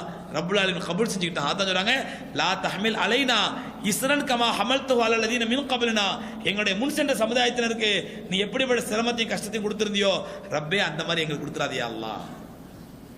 அப்படி ரசூலுல்லாஹி ஸல்லல்லாஹு அலைஹி வஸல்லம் அல்லாஹ் கேட்க சொல்லி அல்லாஹ் ரப்பல் ஆலமீன் ரசூலுல்லாஹி ஸல்லல்லாஹு அலைஹி வஸல்லம் கேட்டதன் விளைவு இன்னைக்கு அல்ஹம்துலில்லாஹ் நமக்கு இவ்வளவு பெரிய பாக்கியத்தை அல்லாஹ் கொடுத்தான். அல்லாஹ் சுப்ஹானஹு இந்த விஷயங்களை பேசணும், இந்த விஷயங்களை கேட்டோமோ அதன்படி அமல் செய்ய தௌஃபீக் தந்தல்வானாக. நாளைக்கு இன்ஷா அல்லாஹ் சூரத் ஆல இம்ரான் ஆரம்பிக்குது. நான் கொஞ்சம் ஸ்பீடாக போகலான்னு தான் பார்த்தேன். சரி, முக்கியமான ஆயத்துன்னு சொல்லிட்டான்னு சொல்லி, ஆனால் சொல்கிற விஷயம் எல்லாமே தேவையான விஷயங்கள் தானே. சரி, என்னைக்கு கேட்க போறீங்க தப்சீர்? ரமதானில் கேட்டால் தான் உண்டு, இதுக்கப்புறம் தப்சீரை கேட்க போகிற வாய்ப்பு இருந்தால் இன்னும் தெரியல. சரி, எவ்வளோ போதும் அவ்வளோ வரைக்கும் போட்டோம் அப்படின்னு சொல்லி ஒவ்வொரு ஆயத்துக்கும் ஸ்லோவாகவே போயிட்டு இருக்கிறேன். இல்லைடா கேட்கலாம், ஹஸ்ரத் இன்னைக்கு என்ன சூறா ஓதுனாங்க? சூரத்து நம்மளும் வந்துச்சு இன்னைக்கு. சூரத்து நம்மளும் போயாச்சு, நீங்கள் இன்னும் பக்கரால உட்காந்துருக்கிறீங்க அப்படி நீங்கள் நினச்சிடக்கூடாது. அதனால சொல்கிறேன், நோன்பு வைத்துக் கொண்டு செயற்கை பல் கட்டலாமா? செயற்கை பல் கட்டுறதுன்னா அது என்ன? அதாவது செட் பண்ணுறது, அது நோன்பு வச்சுட்டு பண்ணலாமா அப்படின்னு கேட்குறாங்க. அது அதனால் வந்து எதுவும் உள்ளே போகிறதுக்கு வாய்ப்பு இருக்குதா? முழுங்கிறதுக்கு பிளட்டு வரும். அதனால் அதை அவாய்ட் பண்ணுறது நல்லது. எனக்கு செயற்கை பல் கட்டுறேன், நான் கட்டினதில்லை, எனக்கு எப்படி கட்டுறாங்கன்னு தெரியாது. ஸோ அதனால் பிளட்டு வரும், ப்ளீடிங் ஆகும். அதனால் சில சமயம் அந்த செயற்கை பல் கட்டினா ப்ளீடிங் ஆச்சுன்னா மாத்திரை மருந்து சாப்பிட வேண்டியிருக்கும். அப்படின்னா நம்மளே ஏற்படுத்திக்கிட்டது. அதனால் அதை அவாய்ட் பண்ணணும். நோன்பு கஞ்சி முஸ்லீம் அல்லாத சகோதரர்களுக்கு கொடுக்கலாமா? தாராளமாக கொடுக்கலாம், தப்பு இல்லை. போன வருடம் ஆண்களுக்கு கேள்வி கேட்பதற்கு பைக் கொடுத்தீர்கள், ஏன் இந்த முறை தரவில்லை? இது போன வருஷம் ஒத்தப்படைக்கு வந்து அதோட இப்போ வந்துருப்பான்னு நினைக்கிறேன். போன வருஷம் ஒத்தப்படையில் தான் கொடுத்தோம். ஒத்தப்படையில் ரொம்ப அதிகமான கூட்டமாக இருக்கிறதுனால பேப்பர் மெயின்டைன் பண்ண முடியாதுனால ஒத்தப்படையில் மட்டும் தான் மைக் கொடுத்தோம். இந்த வருஷம் இன்ஷால்லா ஒத்தப்படையில் கொடுப்போம், மைக் கொடுப்போம். ஃபர்லான தொழுகையில் சஜிதாவில் துவா கேட்கலாமா? தமிழில் ஹதீஸ் உடன் கூறவும். இறந்தவர்களுக்கு குரான் ரிசைட் பண்ணலாமா? ஏற்கனவே சொல்லியிருக்கிறேன், ஃபர்லான தொழுகையில் வந்து தமிழில் துவா கேட்கக்கூடாது. நஃபிலான தொழுகையில் மனசுக்குள்ளே கேட்கலாம், வார்த்தையால் கேட்கக்கூடாது. மனசுக்குள்ளே கேட்கலாம். நஃபிலான தொழுகையில், ஃபர்லான தொழுகையில் தமிழில் துவா கேட்கக்கூடாது. இறந்தவங்களுக்காக வேண்டி குரான் ஓதலாமா? ஓதி நம்ம அவங்களுக்கு சேர்த்து வைக்கலாமாண்டா, நாமளே ஓதி இறந்தவங்களுக்காண்டி அல்லாஹ் அந்த நன்மை சேர்த்து வச்சுன்னா சேர்த்து வைக்கலாம். அதுக்கு லெப்பமாரை கூப்பிட்டு 5000 தரேன் 10,000 தரேன் உட்காந்து ஓதுங்க அப்படின்னு ஓதி கொடுக்குறது பிதாத்து. அதனால் எந்த பிரயோஜனமும் கிடையாது. உங்கள் 5000 10,000 தான் வேஸ்ட்டு. ஏன்னா இன்றைக்கி அதுக்குன்னே ஒரு கூட்டம் அலையுது, குரான் ஹானி அப்படின்னு ஒரு கூட்டம் அலைவான். ஒரு ஆள்கிட்ட சொல்லிட்டா போதும், அவங்க அப்படியே காக்க கூட்டம் மாதிரி ஒரு ஆள்கிட்ட சொல்லிட்டா போதும், அவங்க அதுக்குன்னே செட் பண்ணி வச்சுருப்பாங்க. ஒரு 10 பேர் வருவாங்க, வந்து உட்காந்து குரான் ஓதுவாங்க. நீங்கள் தரது 5000 10,000 வாங்கிட்டு போவாங்க. எப்போ அவன் ஓதுற குரானுக்கு உங்கள்கிட்ட கூலியை வாங்கிட்டானோ அல்லாஹ்ட்ட கூலி கிடைக்கும். அல்லாஹ்ட்ட கிடைக்காத கூலியை எப்படி உங்கள் அத்தா அம்மாவுக்கு சேர்த்து வைக்க முடியும்? இது ஒரு காலம் இருந்துச்சு. இப்போ ஃபேஷன், மாடர்ன் உலகம், நவீன உலகம் என்னென்னா, வீட்டுக்கு வர்றாங்க, வந்து குரான் ஓதுங்க ஹஸரத், நான் தான் ஓதுறேன், அல்ஹம்துலில்லாஹி ரப்பில் ஆலமீன் ரஹ்மானிர் ரஹீம் மாலிகி யௌமிddin இய்யாக நஅபுது வ இய்யாக நஸ்தஈன் இஹ்தினஸ் ஸிராத்தல் முஸ்தகீம் ஓதி முடிச்சுட்டு டக்குன்னு ஒரு முடிச்ச அவுத்து விடுவான். கட்டி வச்சிருக்க முடிச்ச அவுத்து விடுவான். முடிச்ச வைக்கி என்னங்க முடிச்சு அவுக்குறீங்கடா? இவர் ஆல்ரெடி ஓதி முடிச்சு போட வச்சிருக்கிறாராம். இப்போ ரொம்ப அவசர உலகம். உங்க உட்காந்து ஓத டைம் இல்லை. நான் எப்போ ஃப்ரீயா இருக்கணும் அப்படியே ஓதி உங்களுக்கு முடிச்சு போட்டு வச்சிருவேன். நீங்க கேட்கும் போது அவுத்து விட்டுருவேன். அந்த குரான் நேரம் போய் சேர்ந்துருவாங்க அப்பாக்கு. இப்படியும் ஏமாத்திட்டு இருக்காங்க, நம்மளும் ஏமாறுறாங்க முடிச்சவங்கள்கிட்ட. வட்டி வாங்கக்கூடாதுன்னு சொல்றீங்க. பணம் இருக்கிறவங்க உதவி செய்தால் வட்டி வாங்குவது குறைந்து விடுமே. இன்ஷா அல்லாஹ் துவா செய்யுங்கள். சரி, துவா செய்வோம். அதாவது பணம் இருக்கிறவங்க கொடுக்கலாமே அப்படின்டா, கொடுத்தவங்களுக்கு திரும்ப வரும்னு என்ன கேரண்டி? நான் சொன்ன பாருங்க, கடன் கொடுத்தவங்க இப்படி நிற்கணும், கடன் வாங்கணும் இப்படி நிற்பாரு. அதனால சகோதரர்களே, அடுத்தவன் தரணும், நம்ம பிரச்சனை தீரணும் அப்படின்னு நினைக்காதீங்க. முதல்ல நீங்க முடிவு பண்ணுங்க, நான் செத்தாலும் வட்டி பக்கம் போக மாட்டேன்னு சொல்லி. அல்லாஹ் அவனை போக விட மாட்டான். எனக்கு அந்த ஆஜியாட்ட கேட்டு பார்ப்போம். நான் உங்களுக்கு என்ன சொல்றேன்னு நினைக்கிறேன். ஒருத்தர் ஒரு முறை வந்தாரு, வந்து ஹஸரத் எனக்கு ஒரு 1 லட்ச ரூபா வேணும், கடன் வேணும் சொன்ன உங்கள்கிட்ட. 1 லட்ச ரூபா கடன் வேணும் அப்படின்ட்டாரு. அது 1 லட்ச ரூபா கொடுக்க முடியாதுங்க, நம்ம ட்ரஸ்ட்ல இருந்து என்ன அதிகபட்சம் போனால் 25,000 50,000 தான் தர முடியுங்க அப்படின்டா. அப்படியா? சரி, அப்போ மீதி 50,000 நான் வட்டி தான் போடணும். நம்மளை மிரட்டாராமா, நீ 50,000 ஒழுங்கா கூட, இல்லைன்னா நான் வட்டி தான் போ. யார் வேணாங்கிற உடனே அதுக்கே என்ன சாட்சி ஆகிற நீ வட்டிக்கு போகிறதுக்கு? அப்போ இந்த மாதிரி மென்டாலிட்டி தான் வட்டி விளக்க முடியாது. நாம மனசுல முதல்ல உறுதி வைக்கணும், ரப்பே இந்த ஹராமான வட்டியில் பக்கம் போக மாட்டேன் அல்லாஹ், நான் சோறே கிடைக்காம செத்தாலும் பரவாயில்ல, இந்த ஹராமான வட்டிக்கு போக மாட்டேன் அப்படின்னு நியத்து வைங்க, உறுதி வைங்க. ரப்புல் ஆலமீன் காப்பாற்றுவான். நம்ம ஆளுங்க பிரச்சனை வந்துட்டாலே சரி ஹஸரத் வேற சொல்லி தொலைச்சாரு, அன்னைக்கு பார்த்து அந்த மக்காபலிக்கு போனோம்னா வட்டி வேற பெரிய பாவம்னு சொல்லி தொலைச்சிட்டாரு. சரி பார்ப்போம், அந்த அஜாட்ட கேட்பான், அந்த அஜாட்ட கேட்பான், இல்லைன்னா வேற வழி கிடைச்சா மாறுவாடி கேட்க வேண்டியதான் அப்படின்னு முடிவு பண்ணிட்டா அல்லாஹ் எடுத்தோடனே மாறுவாடி அனுப்பிடுவான். அவர்கிட்ட கேட்டு பார்ப்போம், இவர்கிட்ட கேட்டு பார்ப்போம், வரல கடைசி வழி எங்கதான் மாறுவாடிட்டு போயிடலாம்டா. அல்லாஹ் பாப்போம், ஏன் அவன்கிட்ட இவன்கிட்ட கேட்குற, நேர போய் நில்லு மாறுவாடிட்டு பாயிண்ட். ஏன்னா ரசூலுல்லாஹி சொல்றாங்க, அனஃபி தன்னி அப்தி, என்னுடைய அடியான் என்ன பத்தி எப்படி நினைக்கிறான் அப்படிதான் நான் நடந்துப்பேன். என்னுடைய அடியான் என்ன பத்தி எப்படி நினைக்கிறான் அப்படிதான், ரப்பே நான் அந்த ஹராமான வட்டிக்கு போக மாட்டேன் அல்லாஹ் அப்படின்னு சத்தியம் பண்ணி உறுதியா இருங்க. அல்லாஹ் உங்களுக்கு உறுதியா உதவி செய்வான். நம்ம இப்படி ஆடிக்கிட்டு இருந்தா அல்லாஹ் நம்மளை ஆட விட்டுருவான். இந்த ரமதானில் முதல் நோன்பு ஞாயிற்றுக்கிழமை வைத்தோம். நமக்கு 29 நோன்பு என்று பிறை தெரிந்து விட்டால் மற்றவர்கள் 28 நோன்பு ஆகும். அவர்கள் எப்படி பெருநாள் கொண்டாடுவார்கள்? பிற தெரியும் போது பார்ப்போம். அத்தைக்கு மீச முளைச்சா சித்தப்பாவா பெரியப்பா அப்புறம் பேசிக்கலாம். முதல்ல எப்படி பெற தெரியுது பார்ப்போம். இந்த சந்தேகம் இப்பயே உங்களுக்கு எதுக்கு? ஹிலாபத்தும் ஜிஹாதும் கடமையாகும் பட்சத்தில் நாம் ஏன் அதை கொண்டு வர முயற்சி கூட செய்வதில்லை? சில ஆலிம்கள் அதை பற்றி பயான் கூட செய்ய மாட்டார்கள். அப்படி அல்லாஹ் நாடி நம் முயற்சியாளர் ஹிலாபத் வந்துவிட்டால் நம் அனைத்து பிரச்சனையும் முடிந்து விடும் அல்லவா? முடியும்தான் இன்ஷா அல்லாஹ். துவா செய்யுங்க. ஹிலாஃபத் வந்தால் பிரச்சனை, முஸ்லீம்களுடைய பிரச்சனைகள், முஸ்லீம்களுடைய கஷ்டங்கள் எல்லாம் தீரும், அல்லாஹ் வசதி ஏற்படுத்துவான். ஆனால் அப்படி ஹிலாஃபத்து வரதுக்கு முன்னாடி சகோதரர்களே, ஹிலாஃபத்தை அனுபவிப்பதற்கு தகுதியான அமல்கள் நம்மகிட்ட இருக்கணும். நம்மளுக்கு அந்த அமல்கள் இல்லையே, நம்ம பாவத்தில் மெஹச்சி பேரில் கிடக்கிறோம், நம்முடைய இபாதத்துகள் இல்லையே, அப்புறம் எங்கே நம்ம ஹிலாஃபத்து வரும்? ஹிலாஃபத்தை கூட அல்லான்னு கிட்ட அல்லாஹ் அப்படி கொடுத்துருவான். இன்னைக்கு நம்ம கேட்குற துவாவே கபலாக மாட்டேங்குது. ஏன் கபலாக மாட்டேங்குது? நம்மகிட்ட அமல்கள் இல்லை, இபாதத்து இல்லை.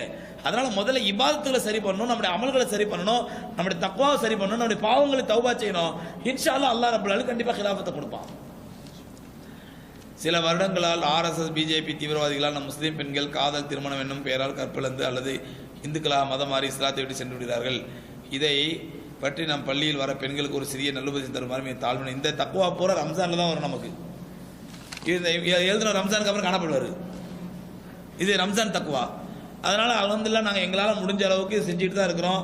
நாங்கள் இதை இப்படி வழிதவறி போகிற பெண்களுக்கு நம்ம ஒரு அடைக்கலம் கொடுக்கணும்னு சொல்லி தான் ஆம்பூரில் ஒரு நிஸ்வான் மதரசாவே ஆரம்பித்து அல்ஹம்துலில்லாஹ் சிறப்பாக நடந்துட்டு இருக்குது. வருஷம் முறை செஞ்சுட்டு தான் இருக்கிறோம். சும்மா ரமலானில் வர்ற பெண்களுக்கு ஒரு 1/2 மணி நேரம் 10 நிமிஷம் பயான் பண்ணணும்லாம் மாறிடாது. இது முழுக்க முழுக்க இந்த மாதிரி ஒரு பெண்கள் காஃபிர்களால் ஈர்க்கப்பட்டு, காஃபிர்களால் கவரப்பட்டு, காஃபிர்களோடு ஓடி போகிறாங்கன்னாக்கா அதுக்கு முழுக்க காரணம் பெற்றோர்கள். பெற்றோர்கள் எந்த பிள்ளையை ஆரம்பத்திலேயே தக்வாவோட, தர்பியத்தோட, இறையச்சத்தோட வளர்க்குறாங்களோ அந்த பிள்ளைகள் சுத்தி காஃபிர் என்று வழிகெடுத்தாலும் அந்த பிள்ளை ஒத்தையான சமாளிக்கும். பெற்றோர்கள் பிள்ளைங்களுக்கு இறையச்சத்தையும் தக்வாவையும் ஊட்டி வளர்க்கலடா சகோதரர்களே. நீங்க 5 வயசுல அடிக்கடி சொல்றது, 5 வயசுல பிள்ளைங்களுக்கு ஹயாவை எடுத்துட்டீங்கன்னா அவர் 18 வயசுல அவளுக்கு கோணியால புர்கா தச்சு போட்டாலும் அவ கண்ணை முடிக்கிட்டு, காதை முடிக்கிட்டு, கையை முடிக்கிட்டு, முகத்தை முடிக்கிட்டு காஃபிரோட வந்துட்டு போவா. உள்ளத்துல ஹயா இருக்காது. அந்த ஹயாவை எடுத்தது யாரு? பெத்த தாய். ஏன் 5 வயசுல வளர வேண்டிய ஹயா? ஒவ்வொரு குழந்தைக்கும் அல்லாஹ் 5 வயசு 6 வயசுல ஹயா வளர்க்க செஞ்சிருவா. அந்த 5 வயசுல வளர வேண்டிய ஹயாவை தாய் என்ன பண்றா? துணி கடைக்கு போகும்போது அந்த சினிமாவில் அவ ஆடுவா பாருங்க, அந்த மாதிரி ட்ரெஸ் போடு என் பிள்ளைக்கு. இந்த சினிமாவில் இவ ஆடுவா பாருங்க, அந்த மாதிரி ட்ரெஸ் போடு. முன்னாடி ஜன்னல் வச்சு, பின்னாடி ஏசி வச்சு குழந்தைக்கு ட்ரெஸ். இப்படி ஆபாசமான உடையை சின்ன வயசுலவே அந்த குழந்தைக்கு ஊட்டிட்டு அவர் 18 வயசான பிறகு அவளுக்கு கோணியால புர்கா தச்சு போட்டாலும் உள்ளத்துல ஹயா இருக்காது, வெக்கம் இருக்காது. இது அல்லாஹ் கற்றுக் கொடுத்த முறைங்க இது. இன்னைக்கு நாம பெற்றோர்கள் அதை தப்பு பண்ணிவிட்டு அப்புறம் என் பொண்ணு அங்க ஓடி போயிட்டா. நான் சொல்லுவேன், ஒரு பெண் வழிகட்டு போகிறாள் என்றால், காஃபிரோட விபச்சாரத்துக்கு போறான்னு சொன்னா அதற்கு காரணம் அவருடைய தாய் முதல்ல. அதனால தாய் சீர்திருந்துட்டா பிள்ளைகளை சீர்திருந்துடும் தான் ஆட்டோமேட்டிக்கா. ஏன்னா எம்பெருமானா ஸல்லல்லாஹு அலைஹி சொல்றாங்க, தாயின் மடிதான் குழந்தையோட முதல் மதரசா. அந்த தாயுடைய மடியில் எக்கச்சக்கமான வரலாறுல பார்க்கலாம், நல்லவர்களோட வரலாறு. ஜுனைதுல் பகதாதி ரஹ்மத்துல்லாஹி அலைஹி, ஹாரூன் ரஷீத் ஜுனைதுல் பகதாதில மன்னர் ஹாரூன் ரஷீத் அவருடைய ஆட்சியில அவருடைய மகன் அல்லாஹ்வுடைய பாதையில ஜிஹாதுக்கு போறாரு. அவங்களுக்கு தகவல் வருது, ஜிஹாதில் புறமுதுகு காட்டி ஓடி வர்றாரு மகன் அப்படின்னு சொல்லி. இளவரசர் புறமுதுகு காட்டி ஓடி வர்றாருன்னு சொல்லி மன்னர் ஹாரூன் ரஷீத் கடுமையான கோபம். ஏன் மகன் அல்லாஹ்வுடைய பாதையில புறமுதுகு காட்டி ஓடி வர்றதா? ஏன்னா எவ்வளவு பெரிய பாவம். ரசூலுல்லாஹ் சொல்றாங்க, போர்ல புறமுதுகு காட்டுறது பெரிய பாவம். 2 நாள் 3 நாள் தொடர்ந்து இப்படி தகவல் வருது. ஆனா அவங்க மனைவி, மன்னர் ஹாரூன் ரஷீத் மனைவி அந்த அம்மா மட்டும் ஒத்துக்க மாட்டாங்க. இல்ல, சான்ஸே இல்லை, என் பிள்ளை அப்படிலாம் வரமாட்டான். பொதுவா பிள்ளைங்க தாய்மார் பிள்ளைய விட்டு கொடுக்க மாட்டாங்கல்ல, அந்த மாதிரி அந்த அம்மா விட்டு கொடுக்கல. மன்னர் ஹாரூன் ரஷீத் இன்னும் கோபம் வச்சு தன் மனைவி மேல, என்ன நீ இப்படி சொல்ற? வர்ற புறமுது காட்டி ஓடி வர தகவல் இல்லை, என் பிள்ளை அப்படி வரமாட்டான், வாய்ப்பே இல்லை, வர்ற தகவல் தப்பான தகவல். கடைசியில் தகவல் வந்துச்சு, மன்னர் எதிரிகளை விரட்டி விட்டு வெற்றியோட திரும்பி வர்றாரு அப்படின்னு சொல்லி. அப்போ மனைவிட்டு கேட்குற, நீ எப்படி ஒரு ஸ்ட்ராங்கா சொன்னேன்னு சொல்லி. அப்போ அந்த அம்மா சொன்னாங்க, நான் என் பிள்ளை பச்சை குழந்தையா இருக்கும் பொழுது ஒரு முறை கூட அந்த குழந்தைக்கு ஒது இல்லாமல் பால் கொடுத்ததில்லை. ஒதுவோட பிஸ்மில்லா சொல்லி பால் கொடுத்த அந்த குழந்தை அவன் அல்லாஹ்வுக்கு மாற்றமான காரியத்தை பண்ணுவானா? இதெல்லாம் வாழ்க்கையில் யதார்த்தமா நடக்கிற சகோதரர்களே. ஒரு தாய், ஆனா இன்னைக்கு தாய் என்ன பண்றா? சினிமா பாட்டு கேட்டுக்கிட்டே தாலாட்டுறா.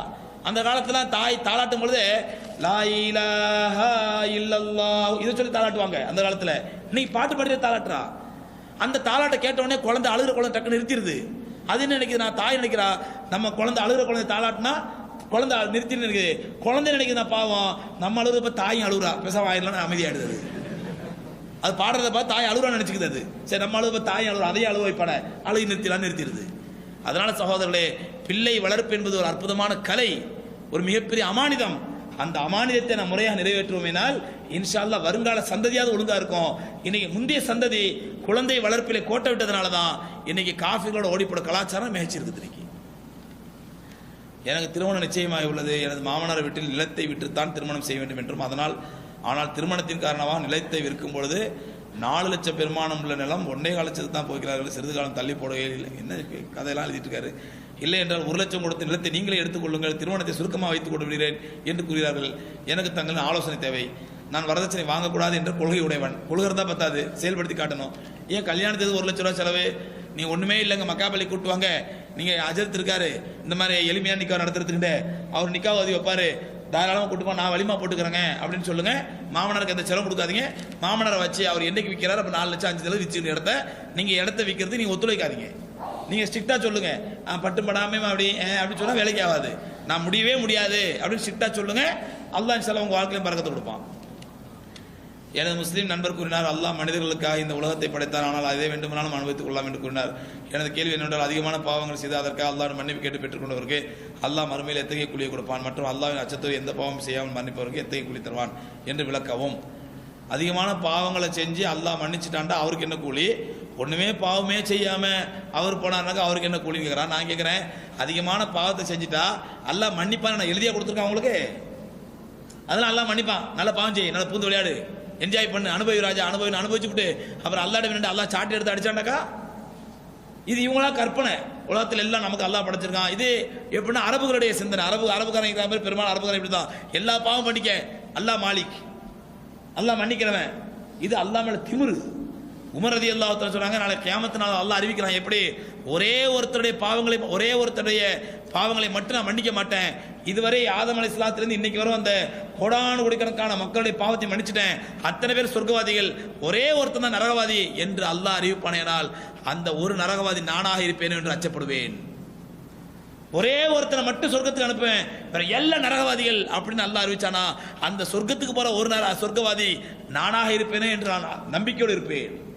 இதுதான் ஈமான். ஒரேடி அல்லாஹ் மன்னிப்பானா திமிரில் கொண்டு போய் விட்டுரும். அதனால இந்த மாதிரி வாதங்களும் ஈடுபடாது. நீங்கள் பாவம் செய்யாமல் இருப்பவருக்கு அல்லாஹ்ட்ட மிகப்பெரிய கூலி உண்டு. இப்படி கதையா எழுதுனா எப்படிங்க படிக்கிறது? நானே ஒவ்வொரு கேள்வி இப்படி 2 பக்கத்துக்கு எழுதுனீங்கடா. புகாரில துணை கலிபா உமர் ரலியல்லாஹு குழப்பம் என்னும் ஃபித்னாவை பற்றி ஹுதைஃபா கேட்டார்கள். ஹுதைஃபா ரலியல்லாஹு சோதனை என்னும் ஃபித்னாவை பற்றி கூறினார்கள். பின் உமர் ரலியல்லாஹு குழப்பத்தை பற்றி கேட்டது. உங்களுக்கும் அதற்கும் இடையே மூடப்பட்ட கதவு. இந்த ஹதீஸை ஃபுல்லா எழுதிருக்காரு. எழுதி என்ன எழுதுறாரு, இது என்பதற்கு என்ன அர்த்தம் அப்படின்னு கேட்டிருக்காரு. நான் பார்த்துருன்னு சொல்றேன். நான் ஒரு சேடனா ஒரு புகாரில் ஒரு ஹதீஸ் எழுதுற, அந்த ஹதீஸ் எனக்கு ஞாபகம் இருக்கு, பட் எனக்கு அதோட விளக்கம் எனக்கு ஞாபகம் இல்லை. நான் பார்த்து தான் சொல்ல முடியும். நான் ஒரு சார்ட்டர்ட் அக்கௌண்ட் படிக்கும் மாணவன். நான் ஒரு ஆடிட்டரிடம் வேலை பார்த்து கொண்டிருக்கிறேன். என் ஆடிட்டர் அவருடைய கிளையண்ட்டுக்கு வட்டி கணக்குகளை பார்க்கிறார். ஆனால் நானில் அதில் பங்கெடுத்துக் கொள்ளும் நிலைமை உள்ளது. இது தவறா? முதல்ல சார்ட்டர்ட் அக்கௌண்ட் படிக்கிறதே தவறு. சார்ட்டர்ட் அக்கௌண்ட் படிக்கிறதே தவறு. ஏன்னா என்கிட்ட வர்ற மாணவர்கள்ட்ட அட்வைஸ் பண்ண, சார்ட்டர்ட் அக்கௌண்ட் படிக்காது. ஏன்னா இன்னைக்கு வட்டி இல்லாம கணக்கு எழுதவே முடியாது. சார்ட்டர்ட் அக்கௌண்ட்னாக்கா நீங்க நல்ல ஒரு சார்ட்டர்ட் அக்கௌண்டா இருக்கணும்னு சொன்னாக்கா, நல்ல சம்பாதிக்கணும்னு சொன்னா எந்த கம்பெனிலையும் வட்டி இருக்குதுன்னு எல்லா கம்பெனி வட்டி கணக்கு எழுதித்தான் ஆகணும். பாருங்க, நீங்க ஒரு அக்கௌண்டன்ட்டா ஆடிட்டர்ட்ட வேலை செய்யும் பொழுதே வட்டி கணக்கு எழுத வேண்டியிருக்குதுன்னா நீங்களே ஆடிட்டரா இருந்தீங்கன்னா கண்டிப்பா எழுத முடியும், எழுதித்தான் ஆகணும். இல்ல ஹஸ்ரத், நான் வட்டி கணக்கெல்லாம் எழுத மாட்டேன், நான் வெறும் நியாயமான ஆடிட்டரா இருப்பேன் அப்படின்னு உங்களுக்கு உறுதியா இருந்து தக்குவா ஈமான் இருந்தா நீங்க சிஏக்கு படிக்கலாமே தவிர, இல்லைன்னு சொன்னா இன்னைக்கு உலகத்துல அதெல்லாம் முடியுமா ஹஸ்ரத் அப்படிங்கிற மென்டாலிட்டி இருந்தா தயவு செஞ்சு நீங்க சார்ட்டர்ட் கூட படிக்காதீங்க. இதான் என்னுடைய அட்வைஸ். அதனால நான் ஆடிட்டர் வேலை செய்யற வட்டி கணக்கு எழுதுறாரு. பெருமானா ஸல்லல்லாஹு அலைஹி சொன்னாங்க, லானல்லாஹு ஆக்கில ரிபாஹு மூக்கிலஹு வ காத்திபஹு வ ஷாஹிதஹு. வட்டியை உண்ணுபவன், வட்டியை ஊட்டுபவன், கணக்கு எழுதுபவன், சாட்சிக்கு எழுத்து போடுறவன், அத்தனை பேர் அல்லாஹ் லானத்துக்குரியவர்கள். அதனால வட்டி கணக்கு எழுது எந்த ரூபத்தில் அனுமதி கிடையாது. கசர் எத்தனை நாள் வரை தொழலாம், இதன் வழிமுறைகள் என்ன? கசருங்கிறது பிரயாண தொழுகை, 4 ரக்காத் தொழுகை, 2 ரக்காத் தொழுகிறது. இது நீங்க பிரயாணம் பண்ற தூரம் 100 கிலோமீட்டரோட அதிகமா இருந்து நீங்க எந்த ஊர்ல போய் தங்குறீங்களோ அதிகபட்சம் 4 நாள் தங்குனீங்கன்னா 4 நாள் வரைக்கும் கசர் செய்யலாம். 4 நாள் விட அதிகமா தங்குற நியத்து இருந்தா கசர் செய்யக்கூடாது. பிரயாணத்தை உதாரணமா விளங்குற மாதிரி சொல்றதா இருந்தா, நான் இங்க இருந்து மதுரைக்கு போறேன். மதுரைக்கு போகும்போது போற பாதை சென்னை டு மதுரை, இந்த டிராவல் டைம்ல நான் கசர் செய்யலாமா? தொழுகை நேரம் வந்துட்டா 4 ரக்காத் தொழுகை 2 ரக்காத் கசர் செய்யலாம், ஜம்மு செய்யலாம், லோஹர் அசர் சேர்த்து மகரிப் இஷா ஜம்மு செய்யலாம். மதுரைக்கு போயிட்டேன், மதுரைக்கு போன பிறகு கசர் செய்யலாமா? கசர் செய்யலாம். எப்போ நீ அதிகபட்சம் 4 நாள் தங்குற நியத்து இருந்தா. இல்லை எனக்கு 6 நாள் 7 நாள் தங்குற மாதிரி ஐடியா இருக்குது அப்படின்னா கசர் செய்யக்கூடாது. இல்லை எனக்கு முடிவே இல்லை, அங்கே போகிறேன், ஒரு வேலையாக போகிறேன், எப்போ முடியுதோ அப்போ தான் வருவேன் அப்படின்னு சொன்னால், வேலை முடியல இழுக்குதுன்னா எத்தனை வருஷம் இழுத்தாலும் நீங்கள் என்ன பண்ணலாம்? கசர் செய்யலாம்.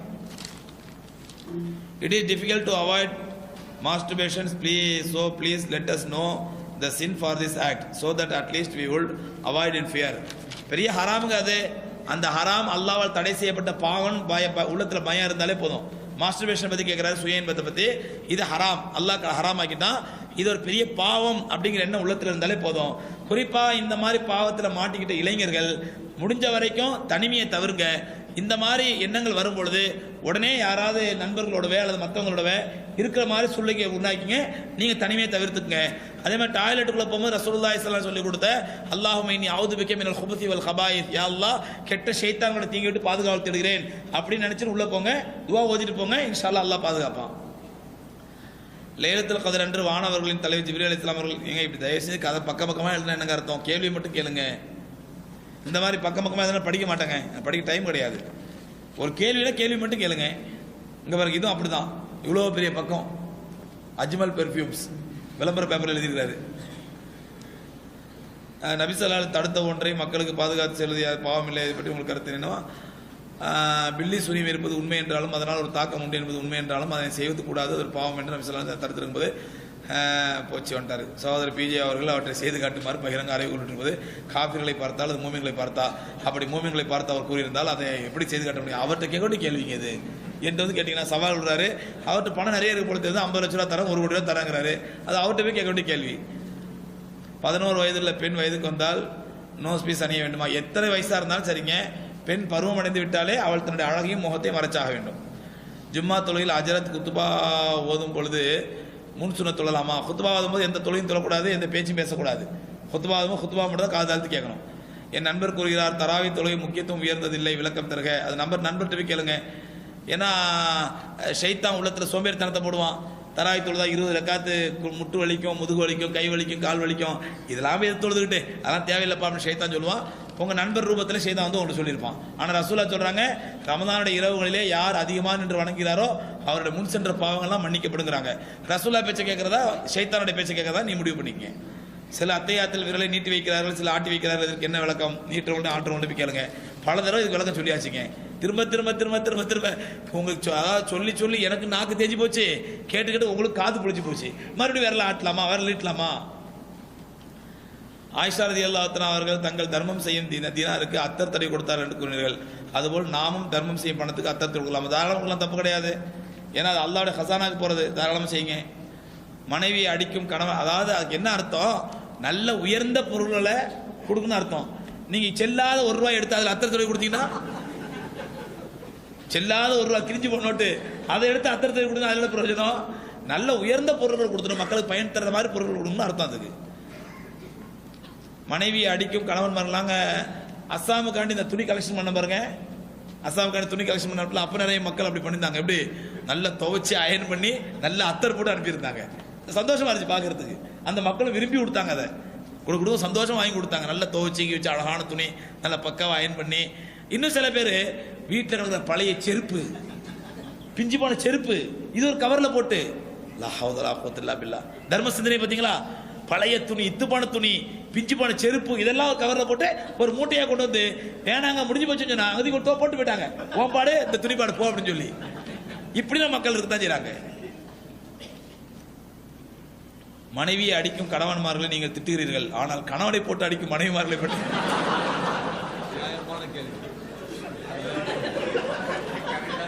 நியாயமான கேள்வியா?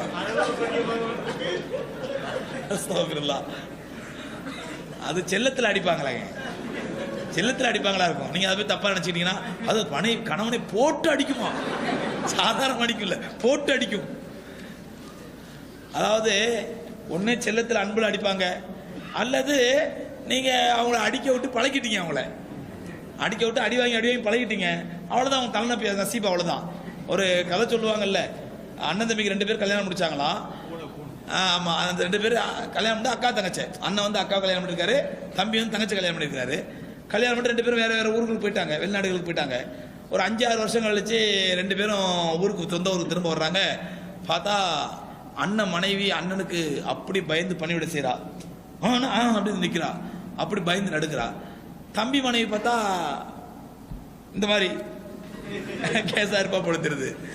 அப்ப தம்பிக்கு ஒரு ஆச்சரியம், ஏன்னா நம்ம 2 பேரும் கல்யாணம் பண்ணிக்குது, அக்கா தங்கச்சி கல்யாணம் பண்ணிருக்கிறோம், 2 பேரும் ஒரே நேரத்தில் கல்யாணம் பண்ணோம், உங்கள் மனைவி மட்டும் உங்கள் மேலே அவ்வளோ பயமாக இருக்கிறா, பக்தியாக இருக்கா, அன்பாக இருக்கா, முகபத்தாக இருக்கிறானே, என் மனைவியான இப்படி போட்டு என்ன போட்டு வாங்குவாங்கன்னு வாங்குறா அப்படின்ற உடனே அண்ணன் சொன்னார், அதுவா தம்பி, நாங்கள் கல்யாணம் முடிஞ்சு முதல் நைட்டு உட்காந்து பேசிக்கிட்டு இருக்கும்போது எங்களுக்கு பால் வச்சு தான் குடிக்கிறதுக்கு, அந்த பாலை குடிக்கிறது ஒரு பூனை வந்துச்சு, பூனையை விட்டேன் ஒரு அடி, அங்கனே ஒரு சிறந்து போச்சு, அதை பார்த்து பயந்தவ தான் இன்னைக்கு வந்து நடுங்கிட்டு இருக்கிறா அப்படின்னு நானா. உடனே இவ்வளோதானா பிரச்சனையா அண்ணன்? சரின்னு சொல்லிட்டு அன்னைக்கு ராத்திரி இவர் என்ன பண்ணிருக்காரு, ஒரு பால் செம்பில் பாலை வச்சு பூனையை வர வச்சிருக்கிறாரு. பூனை யார் பூனை? ஒய்ஃப் வளர்க்குற பூனை, அன்பா வளர்க்குற பூனை. அந்த பூனை வந்திருக்குது. அண்ணன் சொன்னது ஞாபகம் வந்து ஓங்கி அடிச்சானா அந்த அடி ஒரு திரும்ப விழுந்துதான். அப்போ அண்ணன் போய் என்னென்ன நீ அடிச்சது நான் அடிச்ச திரும்ப, தம்பி இப்போ அடிச்சு பிரயோஜனம் இல்லைப்பா, அன்னைக்கே அடிச்சிருக்கணும் தாரா. அந்த மாதிரி இது அன்னைக்கே நீங்கள் அடிக்க விட்டீங்க, அவ்வளோதான் நசீவு, தலை நசீவு. அதுக்கு நான் என்ன விளக்குங்க, நான் என்ன பண்ண முடியும்? இதுக்கு நீங்கள் எதுவும் கூறவில்லையா? நான் எதுவுமே சொல்லலையா? அது ஆதங்கம். நம்ம இந்தியாவில் இது நிறைய நடக்குதுங்க. இது விளையாட்டில் பாவம் அவர் பாதிக்கப்பட்டு எழுதியிருக்கிறாரு. நம்ம ஷரியத் கோர்ட்டில் பார்த்தீங்கன்னா நிறைய ஆம்பளை வந்து கம்ப்ளைண்ட் பண்ணுறாங்க, ஹஸ்ரத் என்ன போட்டு அடிக்கிறோம் ஹஸ்ரத்தோ அப்படின்றாங்க. அது பார்த்தா அப்பாவே நிற்கும், இதுவா அடிக்குது அப்படிங்கிற மாதிரி. அப்பாவே என்ன பண்ணுறது? இவர் அடி வாங்கி பழகிட்டார் முதல்ல.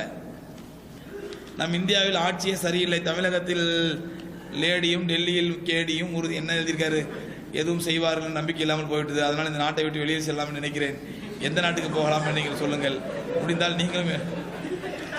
அதாவது ஐஎஸ்ஐஎஸ்ஐ கூப்பிட்றாங்களா, போங்க அங்கே போங்க, செவ்வாய்க்கிழமை முடிவு வெட்டலாம், அதெல்லாம் வெட்டலாம், தப்பு இல்லைங்க.